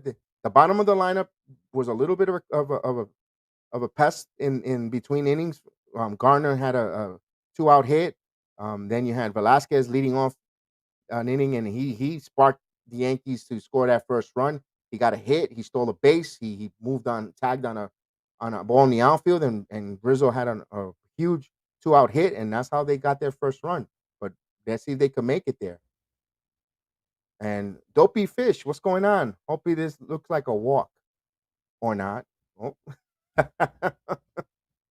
Here's another comment. Thank you, Chad. I appreciate you joining and writing. Here's the 3-1 pitch. This ball is up the middle for a base hit for Brett the Hitman Gardner. Starts off the inning with a hit. Actually, a 1-out hit, excuse me. A 1-out hit. And here comes Kyle Higashioka. Hopefully, he has a better at bat than the first time. The Yankees won the series for a very long time, maybe never. Not too, don't relax, Michael. They don't relax. You know that words have authority, so relax, relax, relax. But you know what I always say: action speaks louder than words. So let's see the Yankees bat, put in action, and make us all with our words, and hopefully they come up and hit and they get us going. So here's Kyle Higashioka, 0 for 1. He flied out in the second inning. So runner on first is Garner, who could run, but Kyle, who could have some power, but he needs to be patient here. Here's the pitch, up high, ball. Matz could be his own worst enemy. We've seen them with the New York Mets. If you're a New Yorker or a New York baseball fan, you've seen him with the Mets. You've seen he could be frustrating. You could see he could be lights out from inning to inning, and he could be really frustrating an inning after. So we're gonna have opportunities here as an offense. We just gotta capitalize, be patient and smart. So here's the 0-1 pitch. Matz to Kyle. Here's the pitch. He swings, fouls it back. So evens the count in 1-1 strike to the right-handed backup catcher Higashioka. He's currently sitting on 9 home runs. And you got the pride of Morris Park on deck and Andrew Velasquez on deck. So 1-1 strike. And let's see what we see here. And here's a 1-1 pitch. I'll read that in a minute there, but it's up in the. He throws over. It says, "You never know in baseball. 2 hot weeks and a dynamic change. I know this is a bandwagon fan. Are you jumping on the Blue Jays, Dopey Fish? Are you a Blue Jay fan or a Yankee fan? It's okay if you're a Blue Jay fan. We got our buddy here from Jason Jackson, who's the Texan fan, the Houston Texans. And here's the 1-1 pitch. He throws over again. Keeping an eye on Gardner, making sure there's no running. And it says here, steal a base and take some risks. And it says here, I have a feeling this whole game, everything the Yankees get one guy on base, they're going to try to tie the game and swing instead of playing baseball contact. Your statement has a lot of truth to that, Brandon. A lot of truth to that. But Kyle's a home run hitter, but I want him to put bat on ball. Here's the pitch. There we go, swinging for the fences. He fouled it straight back instead of, you could tell when they're trying to launch angle, lift the ball up, and you could tell when they just want to hit a contact. When they keep their head in the swing, they're going for contact and lining the ball. When they turn their head and they're trying to swing, they're trying to launch it out. And you're right on that. And your statement when you're right there during the 13-game winning streak, the Yankees were able to get away with swings from the fences 90% and of the time, and it didn't work. Your statement is accurate, very accurate. Here's the 1-2 pitch to Kyle Higashioka. Brett Gardner, the runner on first. He could run, but I don't think they'll run him. Yeah, I could definitely see that. I'd see it. Your point is very accurate with that. And you're right on spot with that. 1-2 strike count. 59 pitch coming from Steven Matz here in the bottom of the 4th inning. Yankees trail 3-1. Kyle Higashioka calls time, steps out of the batter's box. So we'll do a 1-2 strike count all over again.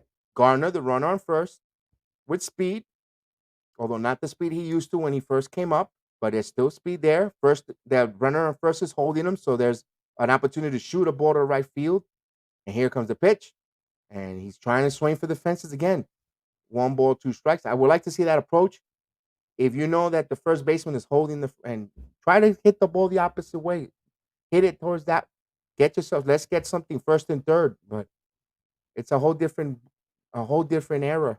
Unfortunately, I hate to sound like an old dinosaur, and I am not that old, but I grew up with that type of baseball. 1-2 strikes, and here comes the pitch. He pulled this ball foul. So Kyle's going up there trying to tie this game up. That's what it looks like. It's 1-2 strikes. Now, Steven Matz has a 1-2 strike count. If I'm the Blue Jays, I'm calling for something down and low and see if Kyle strikes himself out. That's what I would do.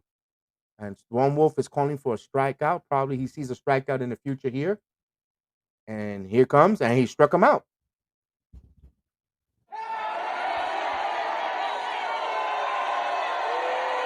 And the Bluebirds in Yankee Stadium.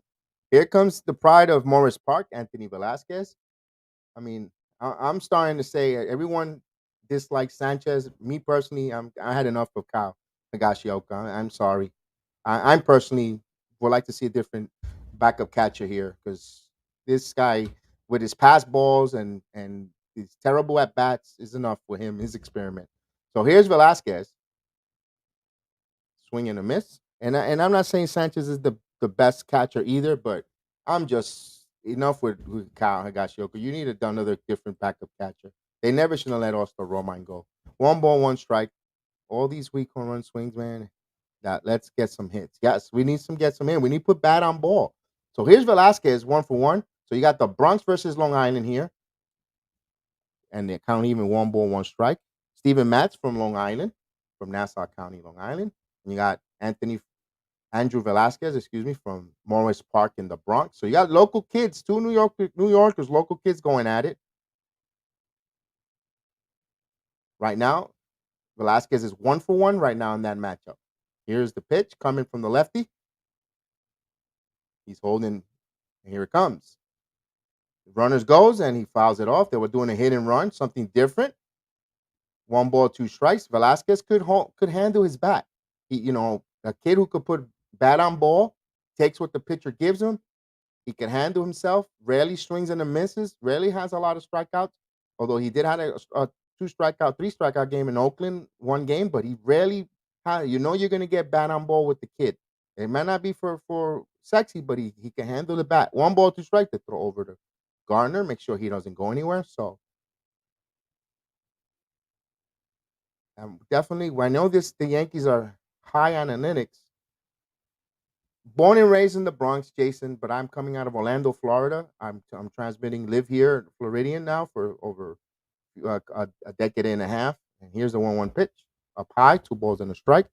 So I'm coming from Orlando. I am born and raised in the Bronx for almost close to 25 years, and now I've been here in Central Florida. But you guys, you cut me, and I bleed New York sports, all New York sports, Yankees, Knicks, Rangers, Jets, Giants, you name it. Anything that says that NY. 2-2 pitch, foul out of play. So I'm a huge New York sports fan, even despite living here in Central Florida. And the pitching sequence for Matz, Velasquez is battling him here, getting that pitch cut high, but the Yankees got to take advantage. 66 pitches for Steven Matz so far. Velasquez in a 2-2 count. You got speed at first with Garner. Velasquez, the pride of Morris Park in the Bronx. And here comes the pitch.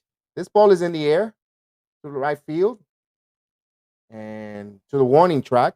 Velasquez went with it, just doesn't have the power to lift it up higher to get it over. If it was the other hitters, it would have been gone. But remember, he's not not meant for his home run, but he gave it a ride.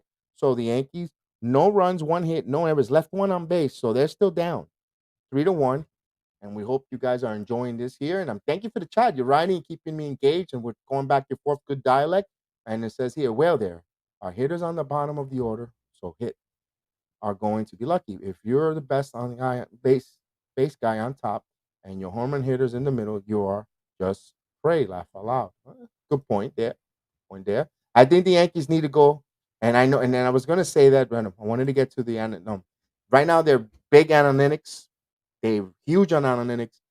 And me personally, I will go a little bit old, turn back the clock 25 years ago lineup and try to get your fastest leadoff hitter, your leadoff hitter, your number 2 hitter, a guy who can handle the bat, move the base runners over, so forth. Your best hitter 3, your classic home run 4 and 5 and 6, your mashers, and so forth.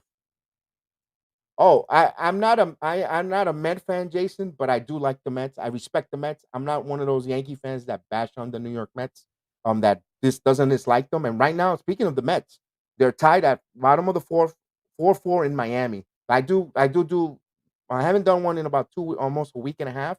I do the Mets same thing, watch along. But since when the Mets and Yankees are on at the same time, I knew Yankees first or foremost. But I do respect the Mets. I do call Mets game, and then this weekend is going to be the Subway Series between the Mets and Yankees. So I am going to have a watch along, and I'll be able to call both games. I'll probably have a couple of guests on. I know my co-host that from Nick's Real Talk. I'm gonna, he probably be here calling the games with me. Divine. He's a Met fan, and I'm a Yankee fan, and he'll definitely be on with me, and we'll go back and forth on a friendly watch along with the Yankee Mets. And I respect the Mets. I remember the '86 Mets championship and so forth. And my son is a Met fan, so the Mets is okay. The Mets, well, hopefully they turn it around. They have a chance to win the division. Here's the second inning of pitch in there for a ball, and right now the and we think we're going for here's the pitch in there for a strike, 1 ball, 1 strike to Marcus Simeon, who's 1 for 1. The Mets right now have a chance to win the division, and let's read 1 for 1 the count.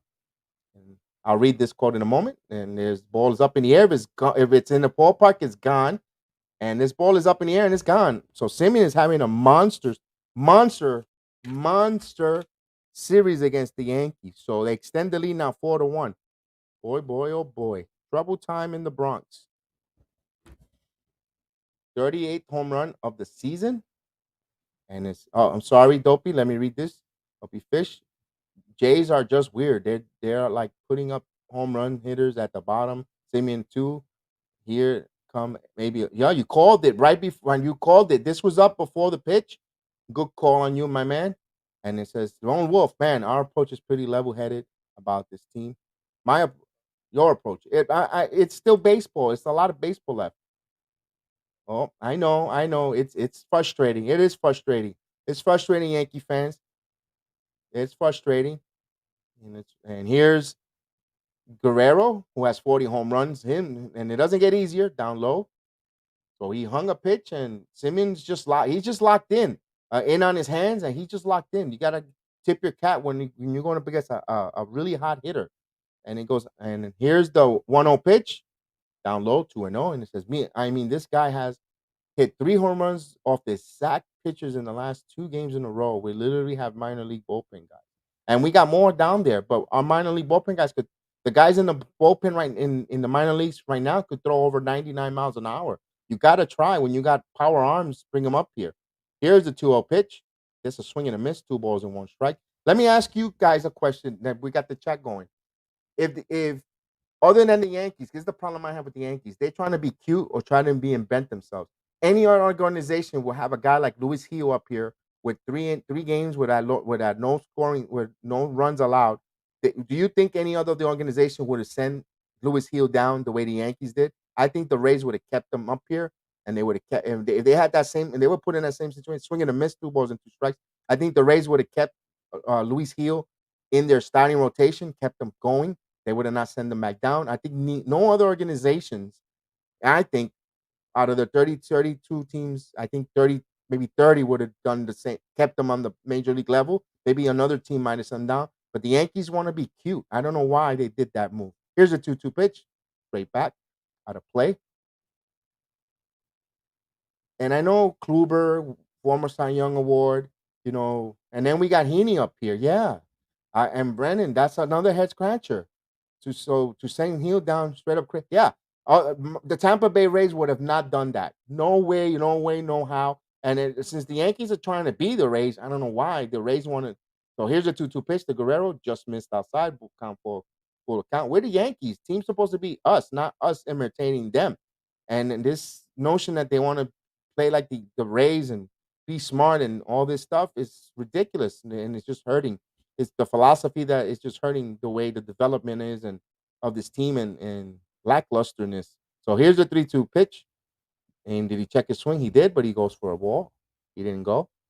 So Guerrero is on with a walk. And it's just ridiculous because you want to get your minor league system good and bring the kids up, because it doesn't look like the Steinbrenner family wants to spend money on bringing in free agents. So that's another concern. And then if they're worrying about their minor leaguers not coming up for eligibility for payday. So now it's starting to get a little concerned if you're a Yankee fan, the direction of the organization. So here's Bouchette 0 for 2. And 4-1 Blue Jays, they're just extending their lead on a solo shot. And here's the pitch. Strike, called for a strike. So it's a 3-1 game, but though it feels like it's like a 12-run lead for Toronto, the way the Yankees offense, the way they've been struggling, not coming up with the big key hits, not putting it together something good quality at bats. Although this game is much better approach than the last few games that we've seen. 0-1 count, Bouchette. Cole is out with an injury. We don't know the severity of it. And this ground ball, it should be two, but we got to hold our breath with this defense. And they complete the double play, 4-6-3 double play. So there's 2 outs. LeMahieu to Velasquez over to Rizzo. So this will bring up Teoscar Hernandez, who also homered last time up. He was it hit hard and it bounced up, almost hit LeMahieu up high. He got his glove up. It wasn't a tough. This one was a tougher one than last time that he butchered, but he played it up nicely. So 2 outs. So we shall see. We shall see going forward what this team could do here. Let's not lose hope. They could still put up a crooked number. We've seen this offense could do that, but lately we haven't given us. There's a strike to Teoscar Hernandez. We haven't seen anything to get us excited or believe that, but there's still hope. So Teoscar Hernandez 1 for 2, a single, and scored in a run. Here's the pitch. 1 ball, 1 strike count. So we should have enough bullpen arms today. You should have Green. You should have Peralta. You should have Chapman ready to go. Abreu's in the game right now. Lucas Holmes should be rested, but you're trailing 4-1. Here's the pitch down low. So you got to get a lead if you want to bring your high-level relievers in. 2 balls and 1 strike. We saw Krisky yesterday, and he stunk it up. He shouldn't be here. Be honest, he should have been deactivated, sent back down. You got to bring up those younger players up here. He's not, we saw him also before in the early of the season. He wasn't good. He's not a major league reliever. Here's the pitch, swing and a miss, 2 balls and 2 strike. Enough with that experiment. You have Adam Warren down there who's been in the majors before. He's been in the Yankee uniform twice, 2 different extent. You know what you could get out of him. Bring him up here. I think he'll give you better than what Krisky gave us, or even Heaney. So the Yankees, I don't know, head scratching moves. Here's a pitch, 2 balls, 2 strike inside. I don't know if the minor league season is over, but why are you running? Why are you chasing minor league championships when we want to chase the World Series here, not the minor league championship? No disrespect for those young kids down there in the minor leagues that are busting their butt and they have a chance to win it. But when the main ball club calls you up, you gotta poach and grab players from there. Here's a slow ground ball. Velasquez cut it in. Nice play. Velasquez made it look so easy there. He made it look so smooth, so easy, so calm. What a big contrast. But however, 1 run is in on 1 hit. No run, no errors, no one left on. They extend the lead 4-1 on this watch along Rosh Hashanah night. I'm honoring Rosh Hashanah. I'm gonna put this. We're doing every inning, but I missed it last, so I'm gonna put it this one. Enjoy.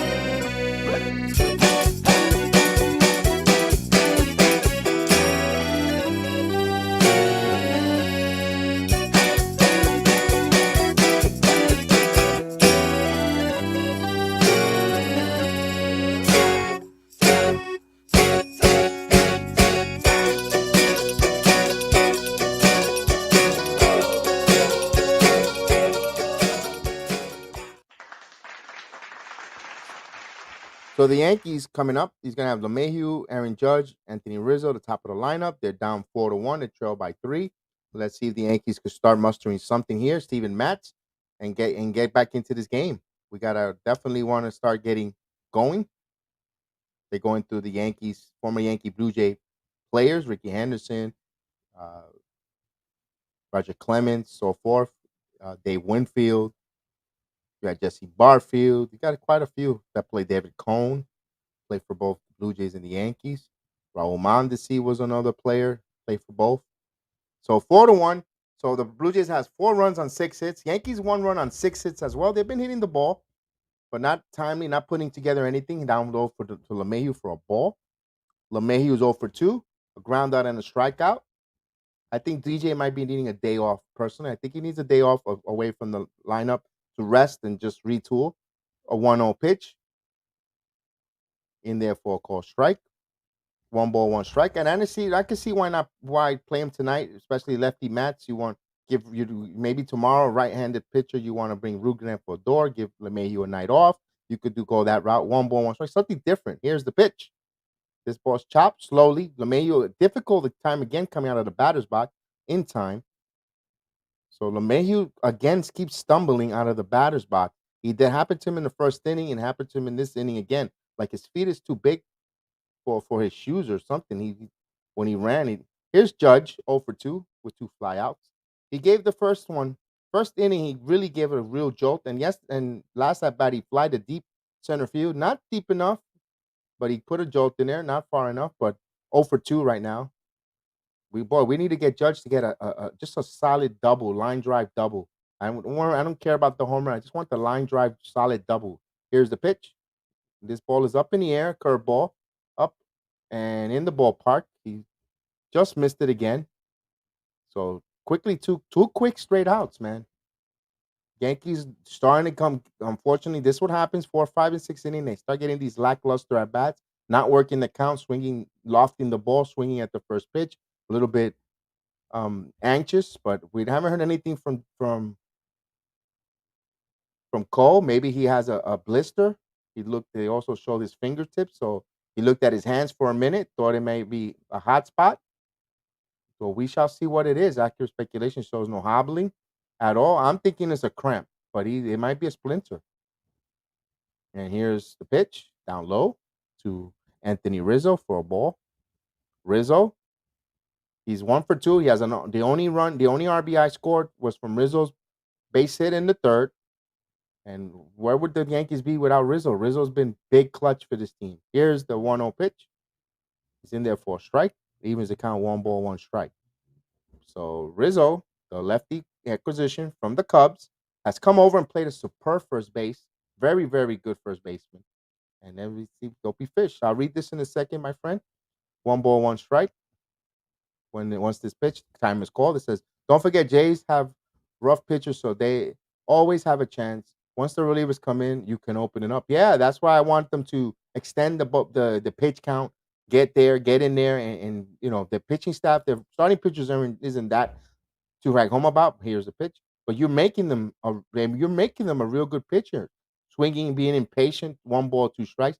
Matz, you know that he's wow. Here's Joely Rodriguez warming up. So this is what happens when when you're trailing, you can't bring your high leverage relievers. You have to use your lower pen echelons of the bullpen, like the Joey Rodriguez, Peralta, the Abreu for now until he gets in the circle of trust. You can't bring in Clay Holmes of some short because you don't have the lead. So here's the 1-2 pitch. This ball's up the middle for a base hit, and Rizzo again comes up with a hit. So Rizzo's trying to do things himself here, but the Yankees as a team needs to come together and respond and just latch on to this kid. He's leading by example, playing a hit, he's putting his head down, playing, and the Yankees got to come up. Hopefully, this rubs off on the team for Anthony Rizzo. So we applaud him for keep battling.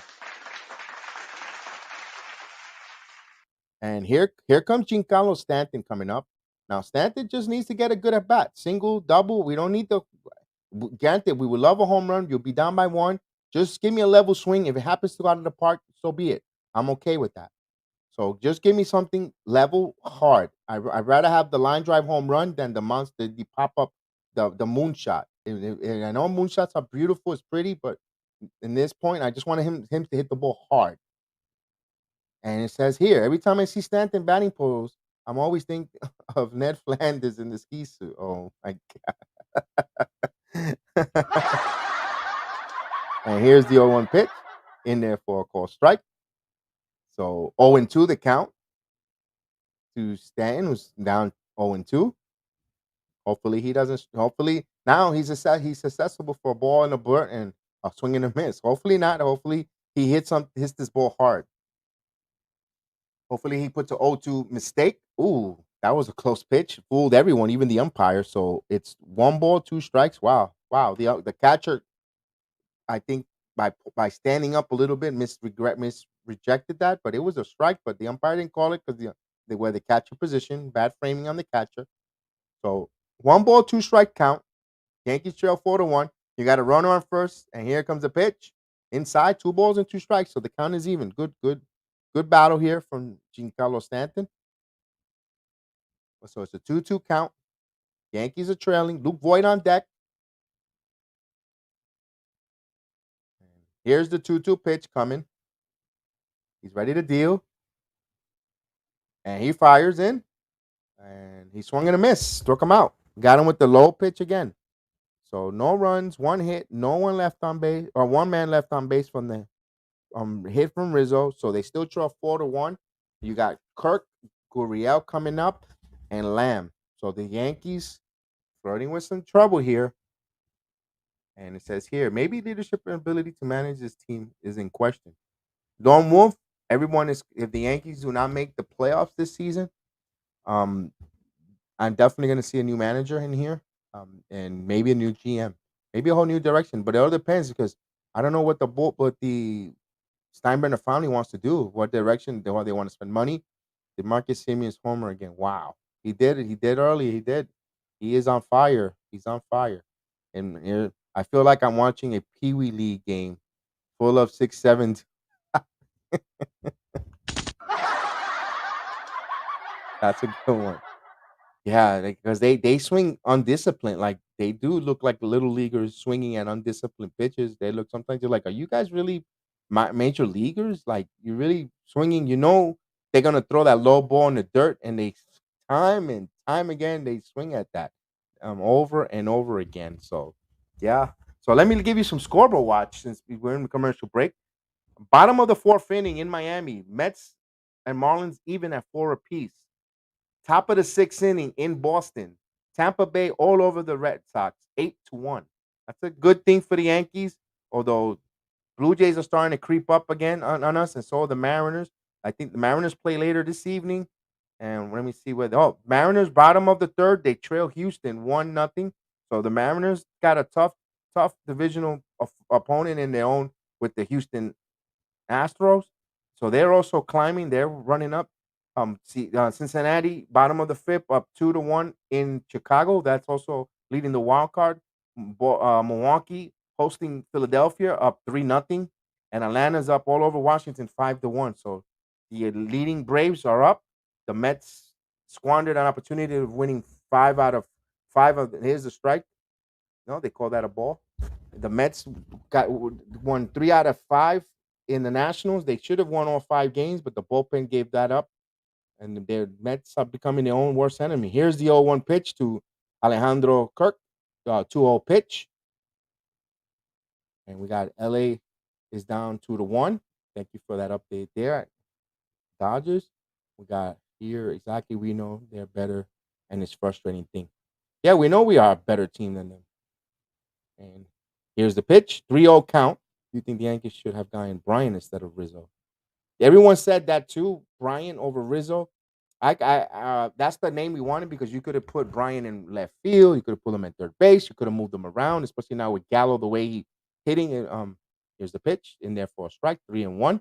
If they wouldn't have gotten personally, if the move that the Yankees should have done was gotten both Rizzo and Bryant, not even gotten Gallo, because you could have moved Bryant around third, left field, right field, so forth, and Gallo. That would have been the perfect in a perfect world. Swing and a miss. The count runs full, 3-2.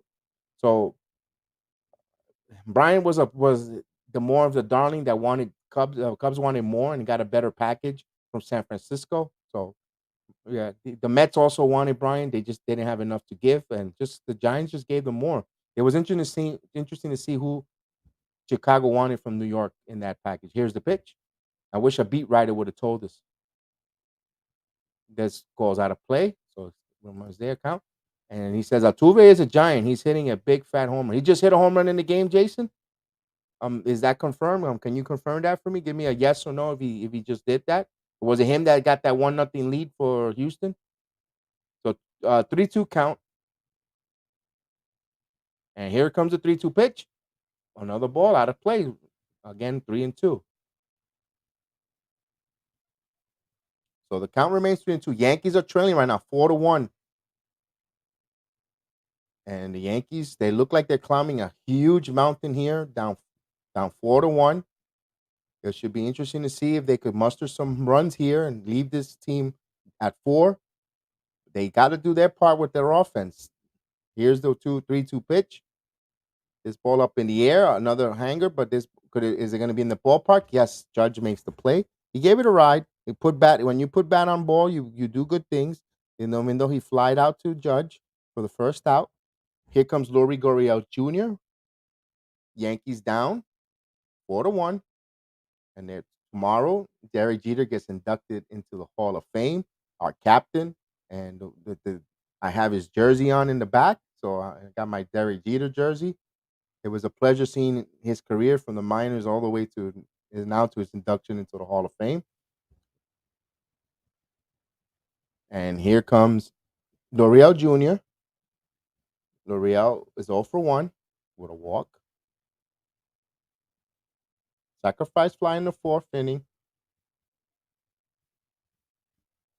He has 16 home runs, so there's power here too. Let's see what Dopey Fish wrote about. And there's a strike. Oh, no. Now they're up by 2. So he extended the lead there, Jess. Thank you. Abreu has such a nasty curveball. Curve on his first. Has a nasty curve on this fastball. Yes. I read that wrong. And here's the 0-2 pitch. Here it comes. Down low. 1 ball, 2 strike. Yankees are not making me whistle today. Not an early part. Cole had a couple strikeouts. He had 2 strikeouts in the game, but other than that, I haven't broke out the whistle. The 1-2 pitch, and here it comes.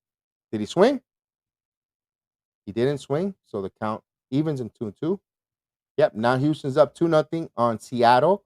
That's also a big implication for the Yankees, but however, they're if they lose to the Blue Jays, allowing the Blue Jays to start climbing the ladder. Blue Jays only down 3 games. If they lose, they'll be only down 2. So here's the 2-2 pitch. Here it comes. Down low. So the Yankees at worst needs to split the series so everything remains the same with the Blue Jays, the way they came into the Bronx. We wanted it. Obviously, you want to take 3 out of 4 or you sweep them. But they need to win, split the series just to keep it even. When the same way they came into the Bronx, they leave the Bronx. Here's a 3-2 pitch. He walked them.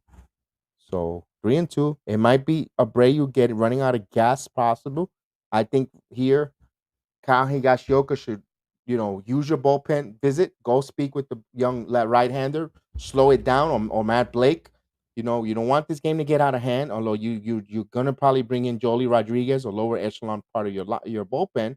But this is how the lower echelon of the bullpen becomes circle of trust for Boom, and he is going to the pitching change. So Joely Rodriguez. So here's an opportunity for Joely Rodriguez to come into this game down by 3, hold the Blue Jays there, show us something. You want to come in high leverage. You want to be a pitcher to be counted on by the Yankees, high leverage, and think about your next year. If you or securing a contract or a roster spot or so forth. This is the opportunity when you make a name for yourself. When the team is trailing and you're coming into a situation, you pitch lights out, you hold the runners, you battle, you give the team some really good infused energy, and you become in a search for. Look at how Nestor Cortez. That's how he came in with the Yankees when he came from Seattle.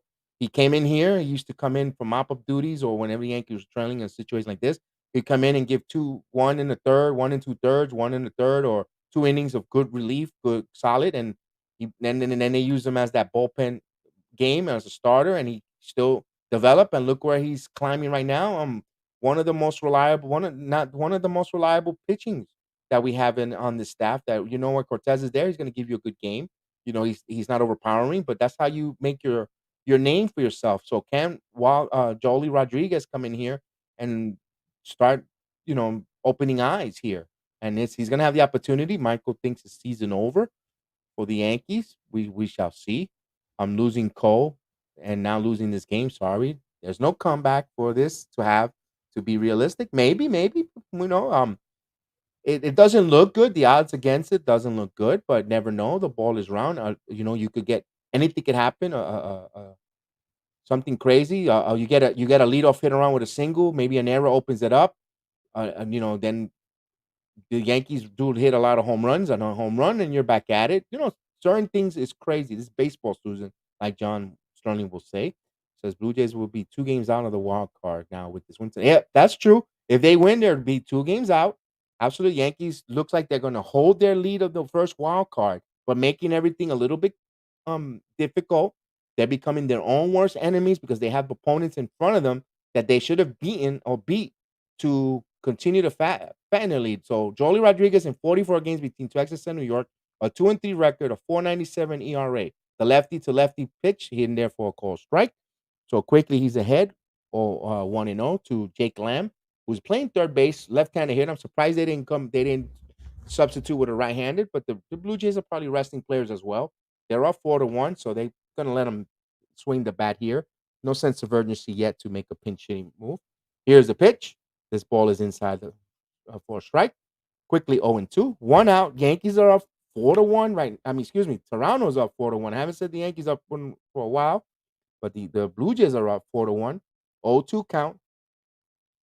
Wishful thinking, guys. And it says Yankees dug their own grave for getting a bigger lead in the wild card. If they blew it, and they would have had a 10-game lead if they would have not were worried a bit. You could be your statements are there, and I knew this would happen. Here's the pitch, 1 ball, 2 strikes. So we shall see. There's still 20 plus games, 25, 26 games left. It's starting. And you don't want to be in this nail biter. You want to have a little bit of room to breathe. But the Yankees are becoming their own worst enemy. Here's the pitch, in there for a call. Strike 3 call. They broke out my whistle. Backwards K. Here comes McGuire, the catcher. Nice pitch. This is how you get in the circle of trust, guys. This is how he's going to get in the Yankee circle of trust. Come up up an opportunity to boom to try to use him if he wants to come in some tight leverage. And they're going to need these relievers to the bullpen needs to step up and pretty much be the the staff that's going to have to carry this team right now. And here's the pitch in there for a call strike.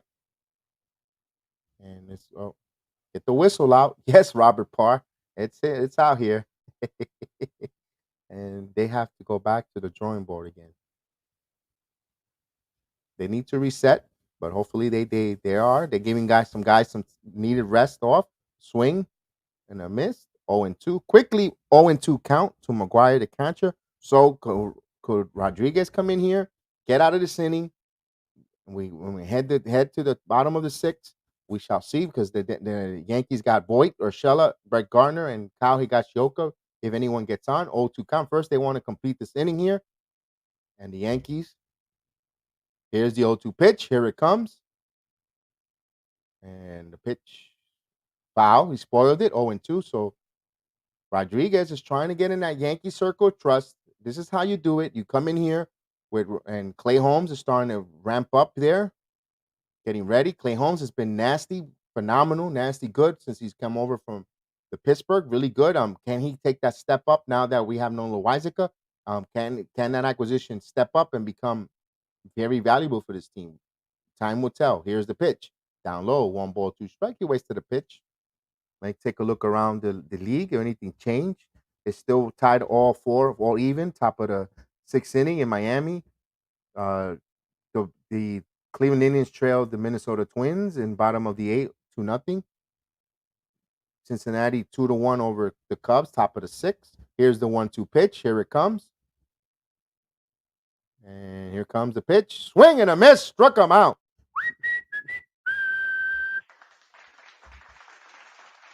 So the whistle is back. And the Yankees have no run. I mean, the Blue Jays score no runs, no hits, a walk, left one on base. So they still trail 4-1. We go to the bottom of the 6th inning. Let's go Yankees. We need some runs, man. And an update time from our friend Jason Jackson. Salute, appreciate you. The Astros are bullying the Seattle Mariners. Let's take a look at that score right now. Let's look around. I'll take a look here, and it's 2-0 right now. Top of the fourth inning. Houston and Seattle. You got Philadelphia trailing 3-0 to Philadelphia to Milwaukee. The Dodgers up 3-2 in St. Louis. San Francisco 3-0 in Colorado, and the rest comes later on this evening. And the Red Sox are trailing to the Tampa Bay Rays right now, 8-1, top of the seventh inning.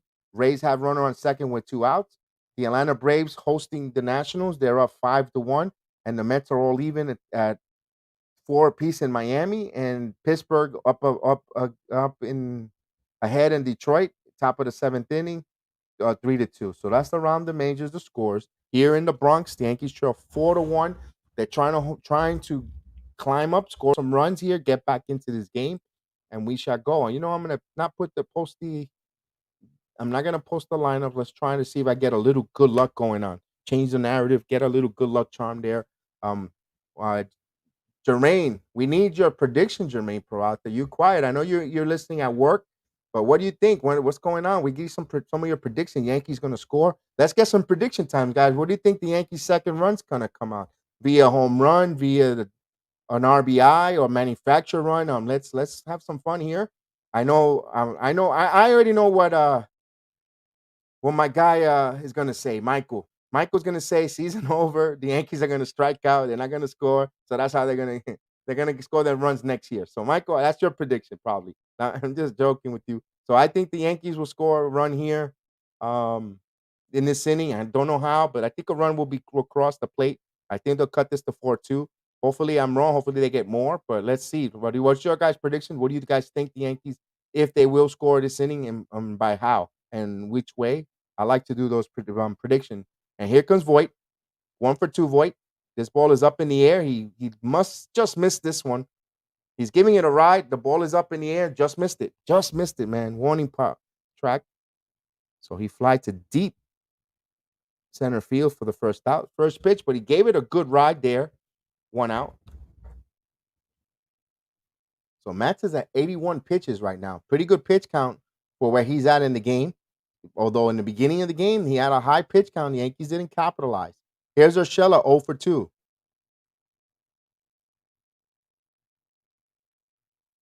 Yankees need to put some good at bats here. Here's Gio in there for a call strike.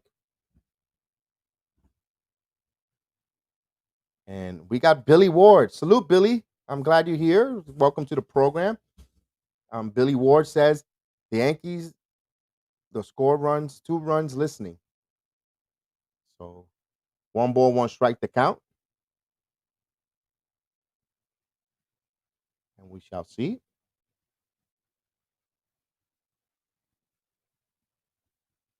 And he fouled it off. 1 ball, 2 strikes. Putting this in my scorecard. Make sure everything is good there. So 1 ball, 2 strikes to count. Yankees trail 4-1 right now. 1 out. Luke Voigt sent this ball really deep in the warning track to center field. Here's the pitch up high. So 2 balls and 2 strikes. They haven't taken advantage that Matz could be wild at times, but the Yankees haven't taken advantage of that. They had his pitch count up high, but not to avail. Here's the pitch. This ball is foul out of play. And how is KC a Super Bowl team and they go to the Super Bowl and put up just 3 points? Well, it happens when it comes to the Super Bowl. It just happens, man. It just happens with you've seen, sometimes nerves, sometimes not, we've seen it. The better teams not all the time wins the Super Bowl. We've seen it. Here's a 2-2 pitch. This ball is line. A foul. So 2 balls and 2 strikes. We do it again. Yeah, absolutely. Thank you. 2 balls and 2 strikes.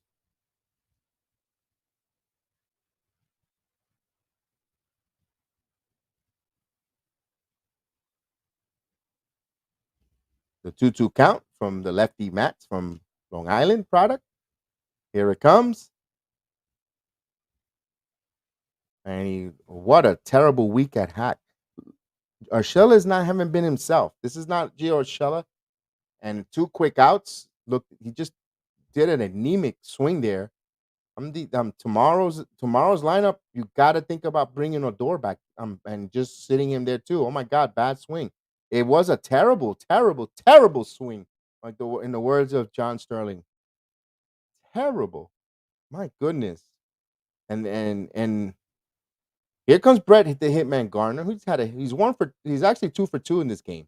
And here comes the pitch up high. You got to think about maybe just old fashioned lineup for once. Maybe bring Garner to the leadoff, LeMahieu second, Rizzo third, Judge fourth. That type old fashioned style of lineup to change the narrative because this analytics lineup and computer baseball it's not working. It's boring. Here's the pitch in there for a strike. And I know that's the new wave and all these computer geeks and all these Princeton specialists that they do all this mathematician, all these algorithms. You know what? This is a boring product, folks. In my opinion, I want the old fashioned baseball. Here's the one too. Give me the old fashioned baseball, the dynasty baseball. You had your leadoff hitter. You had your number 2 hitter in Derek Jeter who handled the bat anywhere, which way. You got Paul O'Neill, who's a great hitter, and so forth. And this analytics baseball that the Yankees are trying to do stinks. And here's the 2 balls and 1 strike. And unfortunately, and I will still watch it. Unfortunately, you got me line and sinker because I love this team. This is my team, my number one team that I love out of all the sports, out of all the teams. And unfortunately, you got me hook, line, and sinker. But I could also say that I don't like what I'm watching when it comes to the analytics, the changing of the analytics. It's just a boring product. The chicks love the long ball, but when the long ball's not happening, it's a boring product. I like the hit and run, stealing of bases, put the ball in play, working the counts, getting the wall, punt the ball over. That's what I learned, and that's baseball I like. Here's the strike, I'm out. So the inning is over. No runs, no hit, no errors. Another lackluster innings. They have these lackluster events where they go 3 innings of this lacklusterness, and now the inning is over. But it's Rosh Hashanah. No matter what, we want to, and it's the theme of the night. I'm gonna take a break, drink some water, and enjoy.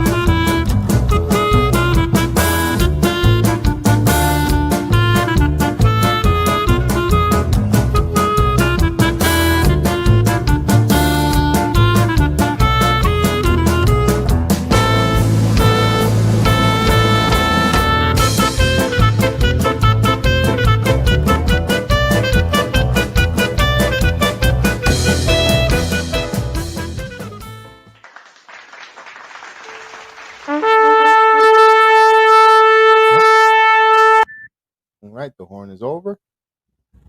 Happy Rosh Hashanah. That's the symbol of the high holy holidays for all our Hebrew friends. And here in the Bronx, the Yankees trail 4-1. 7th inning. About the top of the 7th inning. The 7th inning stretch will be coming shortly.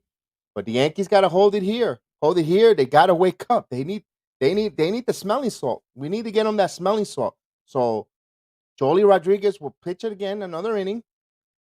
He came in he pitched a third of an inning, so he needs to get here and come out 2/3 of an inning. Now he needs to come here. He got a pinch hitter coming in for Dickerson and Gurick. We saw that same substitution yesterday's game, put in the right-handed hitter, and Joely Rodriguez, the lefty. Can he stop the bleeding here? We shall see. Hold them at 3-run deficit and have the Yankees offense wake up. Here's the pitch out there for a ball. Maybe something like this will spark the team. The reason why I say is if you see a Joely Rodriguez come here and give you an inning and 2/3 or close to 2 innings of shutout baseball. Maybe the deep here's a base hit up. No, Velasquez covered the ground. I thought it was gonna go base hit. I'm so used to, and no disrespect to Glaber, that ball would have been in center field, but Velasquez gobbled it, and he makes the first out. He had range there. He moved over beautifully. He got it for an out. So quickly an out. And if you see a pitcher, a reliever battling there that you normally don't give you, that he's not in a circle of trust and he's putting zeros up on a high power offense and he's holding them, hopefully that wakes up the offense and say, you know what, this kid is battling for us. Let's do something for this kid. He's showing us, he's giving us moxie. So analytics should be focused on base. What's messed up the teams like Yankees is that they don't want to pay OBS. They want to pay for 2 hits, home runs, RBIs, which is naturally with high OBS on the whole order. And then and here's Simeon 0-1. It's an 0-1 pitch. I missed that pitch. Excuse me, called for a strike. Simeon is 2 for 2. Yeah, he's been a beast in this whole series. Here it comes. This ball is up in the air. Popped up. Rizzo makes the play. So this is a team, the Yankees, personally, I don't want to see in a one-game playoff.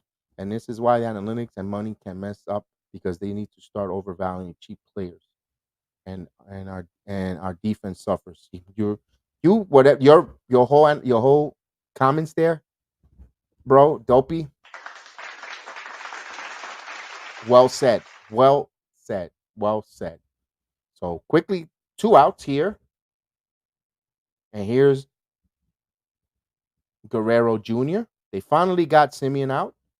Here's Guerrero Jr., who's 0 for 2. Here's the pitch. Down low. He bounced it for a ball. Guerrero walked in the second. In the fifth, he's 0 for 2. He's batting .320, 20 home runs, 98 RBIs, 1,001 OBS. This guy is definitely, if not number 1, number 2 in the American League MVP, in my opinion. Here's the pitch. This ball is up in the air. Popped up. It's going to stay in the ballpark. He held him in the park. He missed it. And Stanton makes the catch. So a quick inning for the Yankees. Very quick. We go to the 7th inning stretch. No runs, no hits, no error. I'm going to put a quick 7th inning stretch video from yesterday. It's going to say Labor Day weekend on it, but it's still God Bless America. So we'll play it on there. I appreciate it. God bless America, land that I love. Stand beside her and guide her through the night with a light from above. From the mountains to the prairies, to the oceans white with foam. God bless America, my home, home sweet home. Thank you. 7th inning stretch. So hopefully the Yankees get going this Saturday. Don't forget, September 11th game, the Yankees versus the Mets, 20-year anniversary. We'll have our watch along here as well. It's going to be a big one. We'll have my partner, hopefully Divine, will join me. Met Yankee House Divided, as we call it, the series, Subway Series. And we should have a lot of fun with all different Met fans. And then UFC will be on, so we'll probably have a multiple streaming.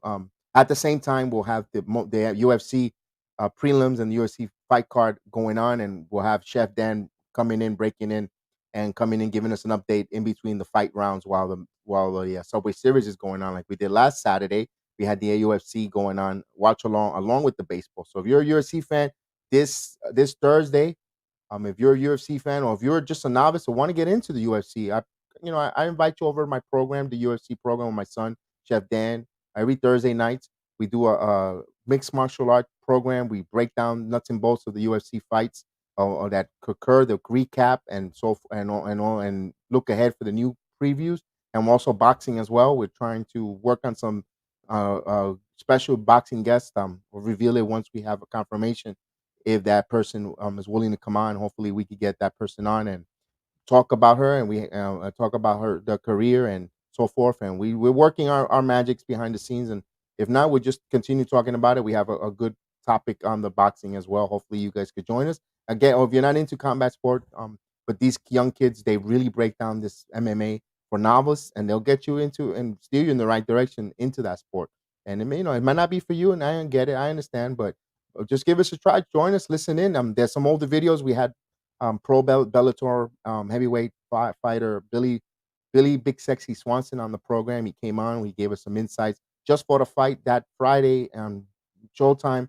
That Thursday, he graciously gave us an interview, and he came on the program. We spoke with him, and he gave us a really good in depth interview on the world of MMA, the training, his martial arts school, and what it takes, and so forth, and give us a good insight. So if you guys have an opportunity, watch the videos on YouTube. It's say Billy's, and I even have it on Facebook for our Facebook friends. It's on my page with Billy Swanson, and give it. It's only about 40 minutes. I edit it, and just for him, his part of the interview, and it was phenomenal. You'll like it. I appreciate that though for support. And we go. Joaquin Soria comes in to pitch 37 games, 1-4 record, a 5.03 ERA. The ERA is high.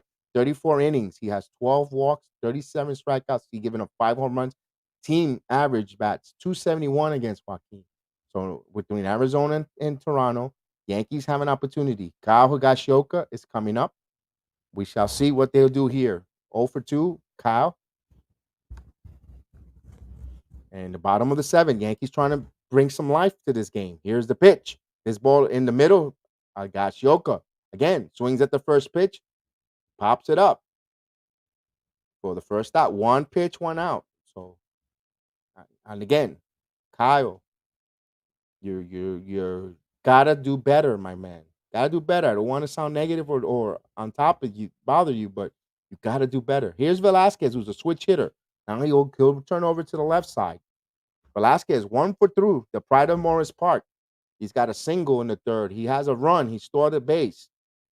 He's been play some good defensive plays here in shortstop. The switch hitter from the Bronx, New York native. About to feel his first pitch from Joaquin Soria. Here it comes. A strike right on the outside corner. 1-0. 0-1 the count. Top of the 6th inning in Miami. The New York Mets 7, Marlins 4. Mets have put up a 3 spot. Here's the pitch. Up high. 1 ball, 1 strike the count to Velasquez. And Cole. Cole is out. So Kyle, please suit up. And here comes the pitch. The 1-1 pitch. Here it comes. This ball inside. So the count runs even. 1 ball, 2 balls and 1 strike. 2 balls and 1 strike. The count. The right-handed Soria. 2 balls and 1 strike. See any right now? Top of the 8th inning in Boston. Tampa has totally blown that game up 12-1 in Boston. Here's the pitch in there for a strike. So Boston is taking a lumps too against their divisional foes there. So it's not just the Yankees taking frustrated here, although the Yankees are close. These games are close here, although it feels like they're trailing like that score 12-1. The way the offense and the way they're not putting good at bats. But they're closer. I mean, we'd rather be down 4-1 than 12-1. And here's the 2-2 pitch. Here it comes. Bounce the ball. Now the count runs full. 3 balls and 2 strikes. Good at bat for Velasquez here. Working this 3-2 count. Yankees trailing. They need base runners on base. And in the bottom of 7, Clay Holmes is starting to warm up. He's another one that he's been really good. He needs to continue extending and climbing up in the circle of trust of the Yankee bullpen arms. Here's the 3-2 count to Velasquez, and here it comes. This ball is lined. Base hit for Velasquez. All right, my main man. He gets a single. The pride of the Bronx. He's on. And here comes DJ LeMahieu. The more he keeps hitting and playing better defense, it's going to be really extremely tough for Gleyber Torres to crack back or demand to be placed back at that shortstop position. You don't lose your position by injury, but if Velasquez is hitting and doing this, it's going to be tough. We saw Andujar lose his third base position to Urshela due to injuries. So here's DJ LeMahieu. LeMahieu 0 for 3. Here comes a pitch, and runner goes, and he holds. I know you don't want to take LeMahieu's bat out there, but LeMahieu tomorrow needs a day off. I personally think LeMahieu needs a day off to just recalibrate, recompress, and restart. He's been struggling. We know he could hit. We know we could get out of LeMahieu, but I think he needs a day off for fatigue. He's played a lot of games in a row, and he's also dealing with a throw over the first with a minor tricep strain. That's why you haven't seen him at third base. He's been playing nothing but second base because it makes the thrower. It's less of a stringe on his arm. So right now, the Yankees holding on to that wild card at 78 and 59, followed by the Red Sox. The Blue Jays are 74 and 62, trying to climb up and only be 2 games out, followed by the Mariners and the Athletics. Here's their pitch. In there for a call strike, evens the count at 1 ball, 1 strike to count. Like I told you, Boston is trailing 12-1. That's in the top of the eighth inning. Here in the Bronx, the Yankees are trying to make a comeback here. They got a runner on with 1 out. And here's LeMahieu. Then the top of the lineup, 2, 3, and 4. Here's the pitch. Just missed. So 2 balls and 1 strike. Borderline pitch, called for a ball. 2 balls and 1 strike to count. You got Aaron Judge on deck, the big guy. And the Yankees, they need to come alive here. They need to do some noise here. 0-2, and here's the 2 balls and 1 strike count to DJ LeMahieu. Velasquez, the runner on first, came on with a single. Here's the pitch. Swing and a miss. Get him again with that low pitch down low. It evens the count of 2 balls and 2 strike. That ball in the dirt is the Achilles heel to these Yankees hitters. No matter who it is you put up there, they love that ball. They love swinging at that. You got some bullpen action.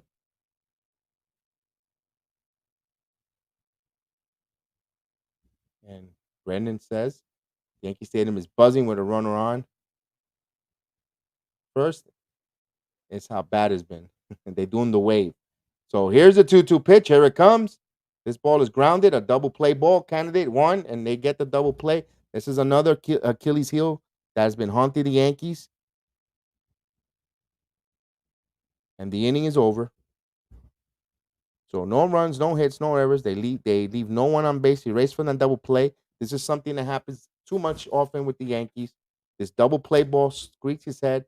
I've been saying, Brandon, DJ LeMahieu tomorrow, and I love DJ LeMahieu. I want him on there, but he needs a day off. You need a day off. I understand because it was Steven Matz in there, and you want to play Steven Matz. You want to LeMahieu. It's bad against Steven Matz, but tomorrow, no matter who's the pitcher, no matter what, you gotta give LeMahieu a day off tomorrow. Put Rugi Odor there at second. If you're gonna play Urshela, or if you're gonna play Odor at third, you're gonna have to put Gleyber Torres back at second and leave Velasquez in short. You're gonna have an infield with Odor at third, Velasquez at short, and second base Torres, and then of course Rizzo, the first baseman, and so forth. You got to do something different. You gotta try. Play your better defensive strength. You can't continue to play. Have guys who are. He looks gassed. He looks tired. The same thing with Gallo. He looked gassed and tired. Yeah, he was amazing the last 2 years, but this year he just isn't that guy. And me and I wish I had the stream. I wish I would have known and this you guys and done this stream a year ago because God is my witness. When LeMahieu's free agent contract was up, I liked him. I wanted him Yankees to not resign him, but also I was like, if he wants to leave, then let him leave. If he doesn't want to be with the Yankees at a cheap rate, I'm fine if he wants to leave because now he's a position of player that we don't got too many of. LeMahieu's great, but you had Torres was a better second baseman. You had Gio emerging. We didn't think Gio was going to be this emergent and really good. And then you had too many Miguel Andujar. You had too many of the same players to keep DJ LeMahieu, especially if Voit was going to be their first baseman. So I was like, if LeMahieu wants to go and he wants to get a bigger contract with money, Yankees, I want to be upset if they let him go. I want him still here. Don't get me wrong, but now you really stuck with him at second, and even if you move Glaber to second and you bring a shortstop, it's going to be tough. So Claim Home is the pitcher. A record in 62 and 56 game between New York and Pittsburgh, a 4.04 ERA, 55 innings with 26 walks, 60 strikeouts. But that's not the numbers. The numbers have been really great with the Yankees since he's come over with the Yankees. He's been having a real good resurgence, and we shall see if it continues. He's got the middle of the lineup here to prove it. And here's Bo Bichette, who's 0 for 3. And if he could come in here and shut the door and get no runs here and give the Yankees got 6 outs to try to do something here. They need to make some noise, and the bullpen needs to come up huge going forward. And here's the 0-1 pitch, and here it comes. This ball is foul out of play. Quickly 0-2 for Holmes, who features a real good sinker, and he's been consistent. So let's see if he continues his good pitching for the Yankees and move up. Now that Loizaga is going to be gone for 10 days minimum, and he needs to then next man up mentality, step up with Green, give that 1-2 punch before Boone. If they could get Holmes in there and Green, circle of trust relievers over into Chapman, although Chapman we know has been a little bit suspected, but if we could bring that and Abreu could give you a good inning, a couple innings, come in and get some huge strikeouts, and you piece it in there and you got something going good. And 1-2 pitch in there for a call. Strike 3 to call. Caught Bichette looking. Back with strikeout for the first out. Here comes Teoscar Hernandez. He got a good favorable call. It was a strike, a little high. I could have seen it when it been a borderline, but the umpire called it. Good call there. It was a strike. But sometimes he hasn't been calling the high strike all game, but he did. It's strike. It is a strike no matter what. Oh, here's Hernandez, 1 for 3. The right-handed Teoscar Hernandez, the right-hander Holmes, Clay Holmes. And here comes the pitch. This ball curveball, foul out of play. Quickly 0-1. 0-1. Teoscar 1 for 3. He has a single in the fourth. Scored a run. Another player who has 20 plus home runs. He's sitting at 25. So these Blue Jays could mash a 292 hitter. So good hitting, good power, combination of both. The 0-1 pitch, ready to come. He's ready to deal. Down low, swing and a miss for a strike. Quickly 0-2. So he's ahead of the count 0-2. This is what you want from your relievers to come in. Get at the head of the count 0-2. Then you expand. You got 2 pitches to expand, and then on that 2-2 pitch, if you miss, you go for your execution pitch to get the retire, or unless if they retire themselves. So the 0-2 count coming. Be interesting to see what Kyle calls here. And here comes the 0-2 pitch. Just missed low. So he got the high strikeout call. The low one just missed. Didn't get it. That's okay. 1 ball, 2 strikes. He's changing the eye level of the hitter, working up and down, north and south. So here's that sinker. He has a very good sinker. And here comes the 1-2 pitch. Here it comes. Down low.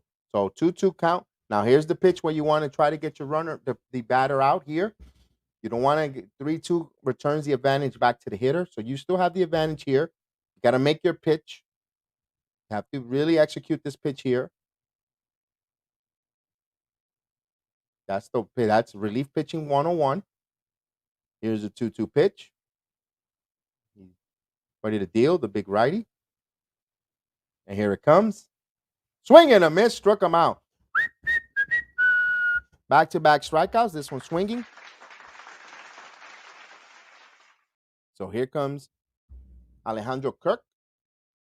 And he just challenged a high fastball. Teoscar Hernandez went for it. Swung and a miss. Really nice challenge up high. And that's when you do. That was set up with those 2 pitches down low.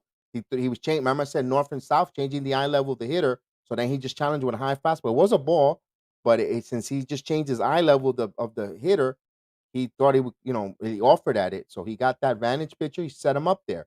So here's Kirk, Alejandro Kirk, in there for a ball. And the Kirk hit a home run last and first at bat against Cole.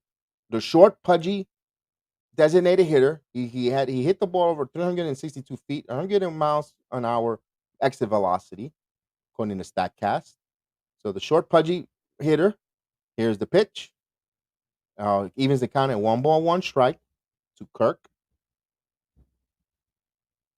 Designated hitter, right-handed. Holmes trying to strike out the side here and get a quick, efficient inning. Maybe he'll come out for the ninth. We shall see if he gets a pitch count is pretty good. If he gets out of this inning quickly, here's the pitch. Just missed. Two balls and a strike. Just missed. It was a little up high. Stood up high. Thought it was going to drop back in there. But the Blue Jays are up 4-1 right now on the New York Yankees. Yankees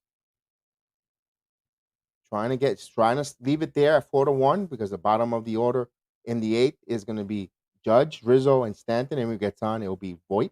This ball is foul out of play. The account squares at 2 balls and 2 strikes with 2 outs. Yankees trailing 4-1. I appreciate you joining me this evening.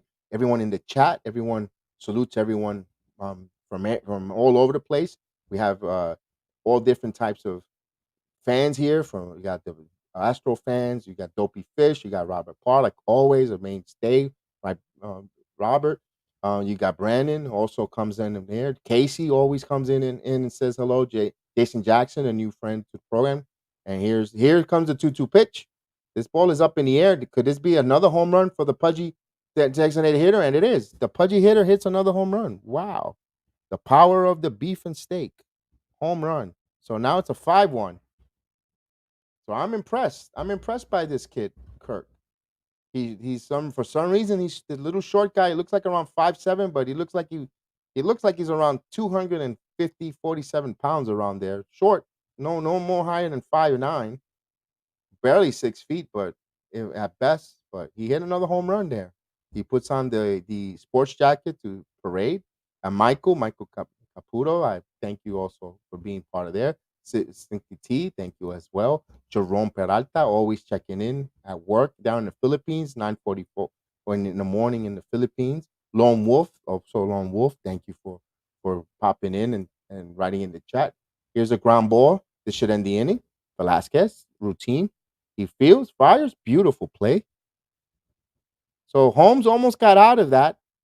He gave up that home run, 1 hit, no one left on. They increased that lead to 5-1. Bottom now the hill gets a little more steeper, but we shall see. The Yankees could come up with a big inning and get us excited. Project Hector Nerd, thank you also for writing in there.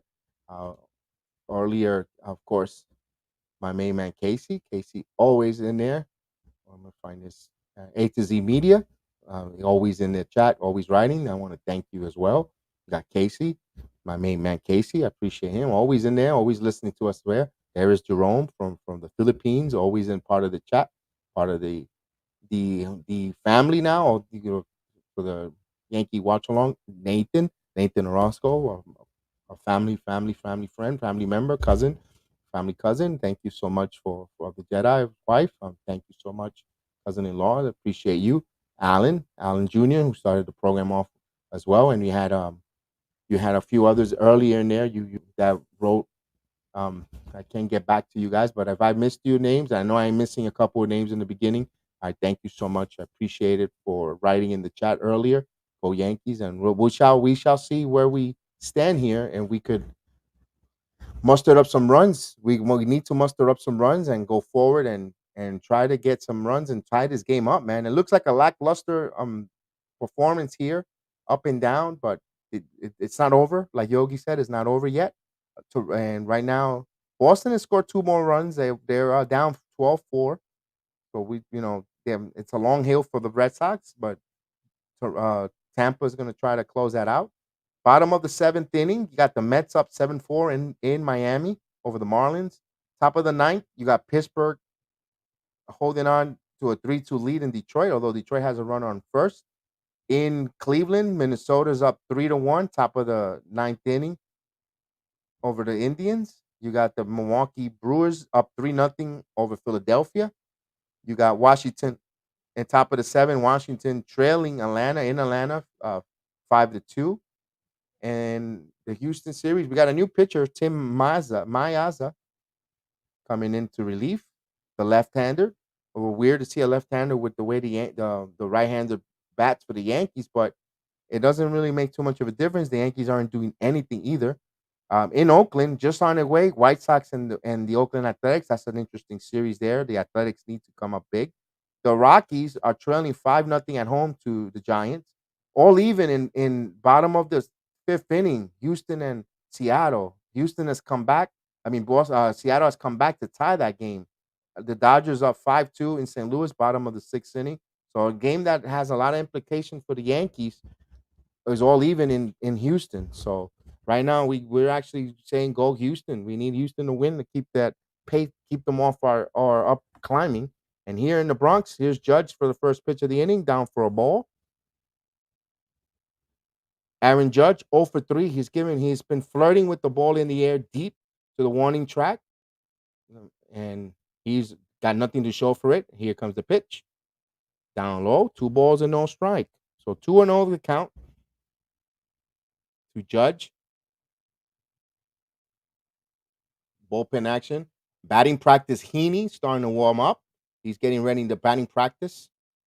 Billy Ward says, let's go. And also Billy Ward, another person I want to thank as well, coming in there in the chat. Absolutely. I forgot to mention you, Billy, but I'm glad you wrote there. Also, Billy, thank you for writing in the chat as well. I appreciate that as well. So right now it's 5-1. Blue Jays, 3-0 count to Judge. The rally's coming, folks. The rally's coming. Here comes the pitch. Just call the strike. A give me strike, in my opinion. The count, 3 balls and 1 strike. Judge, you gotta hold. You gotta get base runners on. You can't tie it, unfortunately, with 1 swing here. So we need base runners.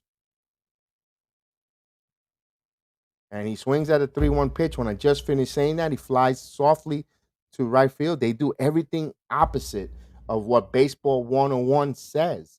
And it frustrates you. It frustrates it. You need base runners. You need to take a pitch there. You need to try to get on base. Here's Rizzo. He's only 2 for 3. The only bright spot in this lineup besides Velasquez is Rizzo and Velasquez. So it's starting to get frustrated, folks. You're starting to hear a little bit of frustration on the JEDI a little bit because it was different if they're doing baseball 101 and you lose, then you tip the hat. But here's Rizzo. There's still 1 out. There's still plenty of time to get some runs in here. Here's the pitch. In there for a call strike. So he falls behind. So Anthony Rizzo is 2 for 3. One of the bright spots, along with Velasquez and Brett Garner. Those 3 are pretty much on point with the Yankee offense. Unfortunately, they're so scattered away from each other. Here's the pitch. In there for a call strike. 1 ball, 1 strike. So they couldn't put anything together there. But the Yankees still got 5 outs to go. They're still not over. 4 runs. The 5 outs for 4 runs. We shall see if they could do it. There's still hope here. Here's the 0-2 pitch. Lefty on lefty matchup. Here it comes. Foul out of play. He gets a piece of it to stay alive. The count remains 0-2 still. Yankees trailing 5-1. The Yankees trying to avoid another loss. They're 4th in a row. Cole had to leave the game with an injury. No reports yet on what it is. Here's the pitch. Swing and a miss. Overpowered there for a strikeout. So 2 quick outs here in the 8th inning. Here comes Giancarlo Stanton. That was a tough left-handed versus left-handed matchup, folks. You can't get mad with Rizzo. He's been pretty much the Yankees' hitter offensively. So here comes Giancarlo Stanton. And here's the pitch. In there for a call strike. So quickly 0-1 the count. So Stanton's 1 for 3. Here's the pitch. Down low.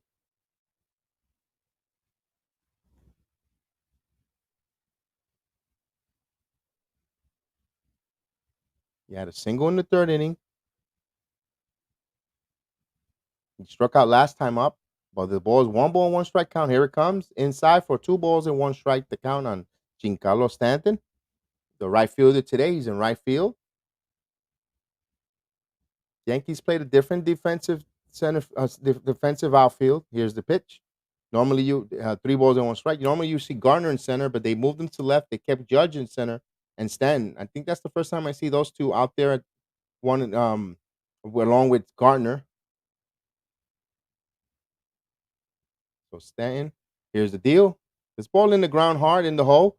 Nice sidearm by Bouchette. He had plenty of time, a strong arm, got him. So the Yankees go in order. No runs, no hits, no error.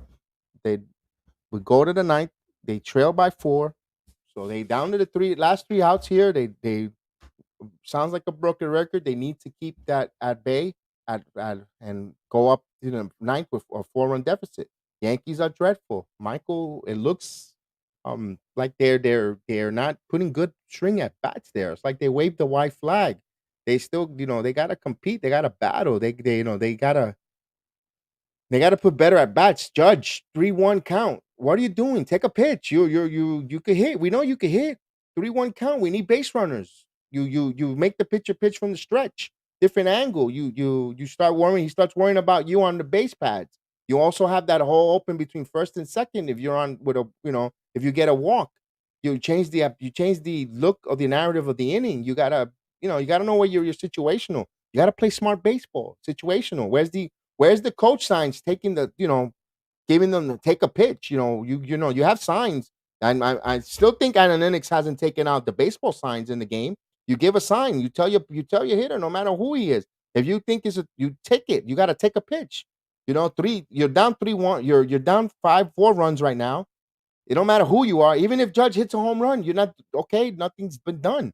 You cut the deficit, but you gotta play smart. Gotta play smart baseball, and I think it's a reflection of the manager, and and it reflects the manager and all that, and I was dopey. I know I'm late, but Cole is out, dude, and I was right. I thought it was a cramp or a leg issue, and I speculated it, and hopefully that's something just a miss, a turn on the start. Hopefully, just one start miss or no starts missed, and it's just a cramp. I'm hoping it's a cramp. You saying hamstring injury? I'm hoping it's a cramp. Personally, big blow for the Yankees, absolutely. And here's batting practice Heaney coming up. So Braddock Prastic Heaney coming up. I'm not even going to read his numbers because he stinks. That's all I got to say. Just being real. I'm not trying to be negative either, but I think he stinks. I don't think he's gonna come in here. Hopefully he gets a quick inning. But would you think they'll add a couple runs here with him? I don't know. I don't think this team is going anywhere. Stick a fork in this team. So batting practice Heaney, and here it comes. Here comes the batting practice show. They should do that. The batting practice show. Where's Nancy Newman? She could come up and do the because this is what it's gonna look like. Man, he stinks. He does. We got a pinch hitter in for Lamb, Gerard Dyson. So they're putting in their bench in there and swinging a miss. So Dyson coming in there. First at bat, pinch hit appearance to 1 ball, 1 strike to batting practice Heaney. It should be 7-9, yeah, but it's Heaney who's throwing there. Dopey, Dopey Fish is batting practice Heaney with a 2 balls and 1 strike count. So we shall see. We shall see. Let's look around. Let me take a round and see what's going on. Bottom of the 7th, still Mets up 7-4. Red Sox trying to make a minor comeback, but it's top of the ninth. They're up 12-5 against Tampa. In the nation's capital, did he foul it off? It's 3 balls and 1 strike. No, he missed it. A 3-1 count to a light hitting hitter. In the nation's capital between Atlanta and Washington, top of the 7th inning. Not the nation's capital, in Atlanta, in Atlanta. It's all even at 5 apiece. The Nationals stormed back and they tied the game. Here's a strike. They gave him a mercy strike there. 3 balls and 2 strikes. So it's all even for the Nationals and the Braves. So that's a big, big plus for Met fans. And here's the 3-2 pitch. Swing and a miss. Struck him out. So Heaney, I'll give you a whistle because you're a Yankee. You got the uniform on. Wow, he got a strikeout. Okay. Huh. So he struck him out. I mean, it's a light hitting Dyson, but he couldn't vacuum it up. And here's one thing I dislike to see the fans starting to leave Yankee Stadium early, but I don't blame them. They want to get out of the Deegan, get on the highways back home, back to New Jersey, Paramus, or Connecticut, wherever they're from, in their respective homes. So they're trying to beat the traffic. And here's the pitch. Here, a ball. Here comes a 1-0 pitch. This ball grounded to Rizzo. He throws over to Heaney, makes the catch. He makes him work and run the base to the base pad to cover. So quickly 2 outs for Heaney. Bullpen action for the Blue Jays. Romano was warming up. Here's Randall Grichuk. He's 0 for 1. He grounded in the 7th inning, second time at bat. I'm looking at the nation's capital here. I mean, the Nationals versus the Atlanta in Atlanta. And here's the pitch around the ground ball to Gio. He charges in. He has plenty of time. He throws across the diamond in time, and so the inning is over. So a quick 1-2-3 inning for batting practice, Heaney. So we go to the bottom of the ninth. The Yankees trail. Well, remember, it's Rosh Hashanah, the final Rosh Hashanah of the night. I'll put it up there, and we'll thank you for being here and enjoy.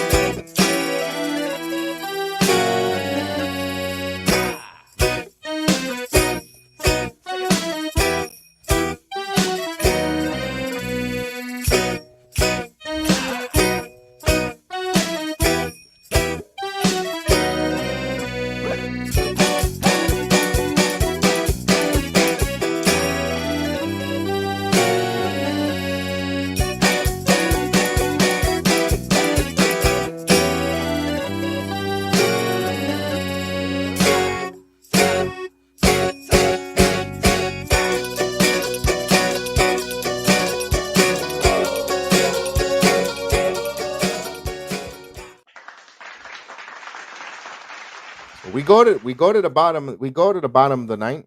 You're gonna have Voit, Urshela, Brett Gardner, Kyle Higashioka. Though I think it'll be Gary Sanchez if they get anyone on there to pinch hit. So the Yankees tried it. The Blue Jays has been out homered the Yankees.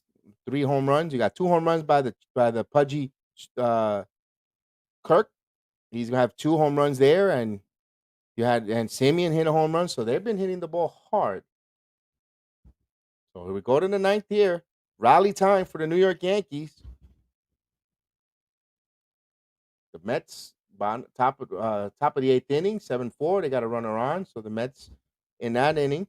Here's Jordan Romano, 52 games, 7-1 record, a 15 out of 16 in saves, opportunity to closer, a 2.60 ERA, 52 innings, 20 walks to 70 strikeouts. So good stuff there. So he's going to try to put the Yankees in order here and nail this and take 2 games here and climb the Blue Jays to 2 games out in the wild card standing. Here's Voit. And right now the Braves take a lead. They take a 7-5. Albies hit a 2-run shot. So Braves up 7-5. They take a lead in their game. The Mets up 7-4. Here's Voit. This ball up in the air. He swung at the first pitch. I guess he has dinner's reservations, so he flies to right field. I guess Peter Luger isn't going to wait for him to get there when the game is over, so he's trying to rush to Peter Luger for some steaks. So he's out quickly. Here's Gio Urshela. So I don't know what's the hurry of swinging at the first pitch. What's the mentality when you need base runners when you're trailing by 4? You're swinging at the first pitch, not taking and seeing what this guy could throw, and also help his on deck batters to see what this guy's throwing. When you extend the batting at bats, taking pitches, and your on base hitters see the same thing, and studies their opponent. So here's a strike when you so quickly he's throwing strikes. The Yankees are impatient. They got dinner reservations they need to go to. And here's the pitch. Here it comes. The ball is fouled to play. Quickly 0-2.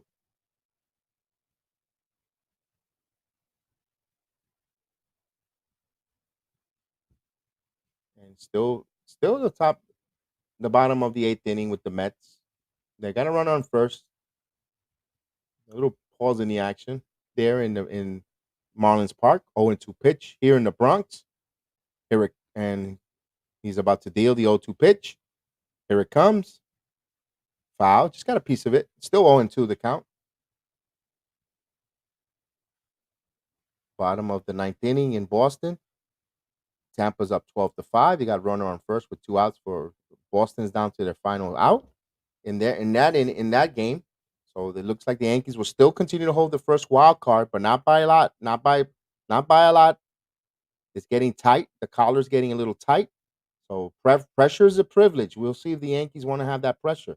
If they're willing to relish that pressure, and if they feel privileged enough to be that number one leading wild card, that pressure, we shall see. It's time to regroup time. Gerrit Cole left with a hamstring injury. Michael Caputo gave us that update. He got a hamstring injury. Thank you on that, Michael. And here's the 0-2 pitch to Gio Urshela. Here it comes. Did he swing? No, the ball was up high. He held his swing. So it's 2 balls and 1 strike to count on Gio Urshela. You got Brett Garner on deck. Gio's trying to put a good at bat here. He has not come back from the injured reserve list looking too sharp. Looks out of sync. And here's the 1-2 pitch. He's ready to come. Here it goes. He got a bat on the ball, lofts it up in right field, staying in the park for the final out. Yankees final out. And here comes Brett Garner coming up. Yankees down to their final out. And the Yankees, boy, there's gonna be some questions going around the team. They're gonna have to look themselves in the mirror. They're gonna have to regroup. That one thing positive that you could take, they're still in the lead of the wild card, but they need to get their act together. They win 2 games. The next 2 games here against the Blue Jays, Blue Jays ends up leaving New York the same way they came. Same amount of games they came in, they leave the same way. No harm, no foul, no harm. But the Yankees are in a must-win situation tomorrow evening if they don't come back to win this game here. Here's the pitch, down low. So I'm not writing it off as a loss yet. Stranger things can happen, although the odds and the probabilities are not in the Yankee favors, but it's still winning, holding on hope here. The 1-0 pitch. Let's go Yankees. Here it comes. He takes a ball. 2 balls and no strikes.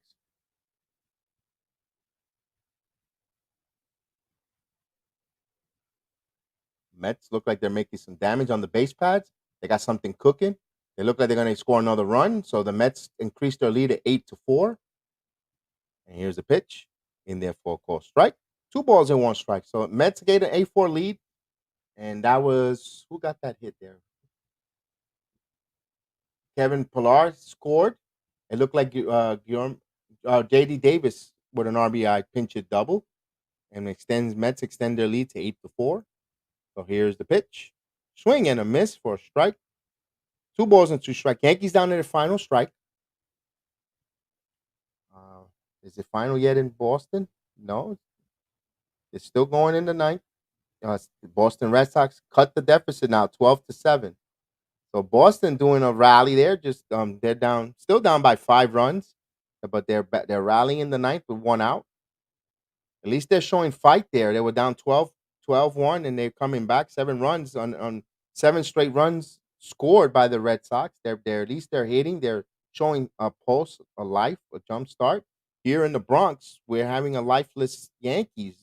See the big contract of style here, but Garner's starting to jump and jumpstart this team. He has a 3-2 count. I know there's 2 outs, but you want to see something positive build. You want to build something positive going into the next game. Here's the pitch, and the game is over. Took a strike right down Broadway, and the inning is over. The Yankees fall to the Red Sox, to the Blue Jays, 5-1. Boston is trying to make us come back, but they're down by 5 against Tampa. They could still hold the lead of the first wild card, but if the Red Sox come back, they will fall to the second. And Toronto now is only 2 games out of the first wild card. The Yankees, they got their ace on the mound, lost that game. The ace suffered an injury. Now there's a little bit that story within the story. It doesn't right now a little bit too concerned if you're Yankee fans. You need to be concerned because the offense, yeah, although they got 8 hits today, but they haven't put up any more than just one run. A bit of a concern if you're a Yankee fan, but good thing about it, they get right back at it tomorrow. Nestor Cortez should be on the mound. Should be fun to see how he'll do against this Blue Jay lineup, but the Yankees got to come up and hit. The Yankees got to play ahead of in the scoreboard, and we shall see. But we shall see tomorrow. But I want to thank everybody in the chat that wrote in there. I thanked you early. I want to thank you again. I appreciate you writing. We'll see you. We'll definitely gonna hope you guys are around tomorrow. I personally want to go into your chat and your comments and thank you myself. I want to verbally and I want to write it as well. Go in there, and each one of you. I want to personally thank you for just making this program fun. Even though the Yankees lost, I hope you enjoyed the broadcast, but not the outcome. I really appreciate you guys there tomorrow. And Dopey says Jays will have their ace on their mound tomorrow too. Yeah, that it'll be fun. We need to win this game tomorrow by hook or crook. We need to steal this game, and then hope to win the split. We need a split so everybody could go home exactly the way they came in. And I still, right now you got to hope for that 2 game. Split this 2 games. Bottom before I leave, bottom of the 6th inning, Seattle's up 3-2 on Houston. So we're hoping Houston could come back to keep the Mariners at bay there away. I know Toronto is climbing, but we can't control the other teams around us. And the Yankees are putting themselves in that position by not winning their games.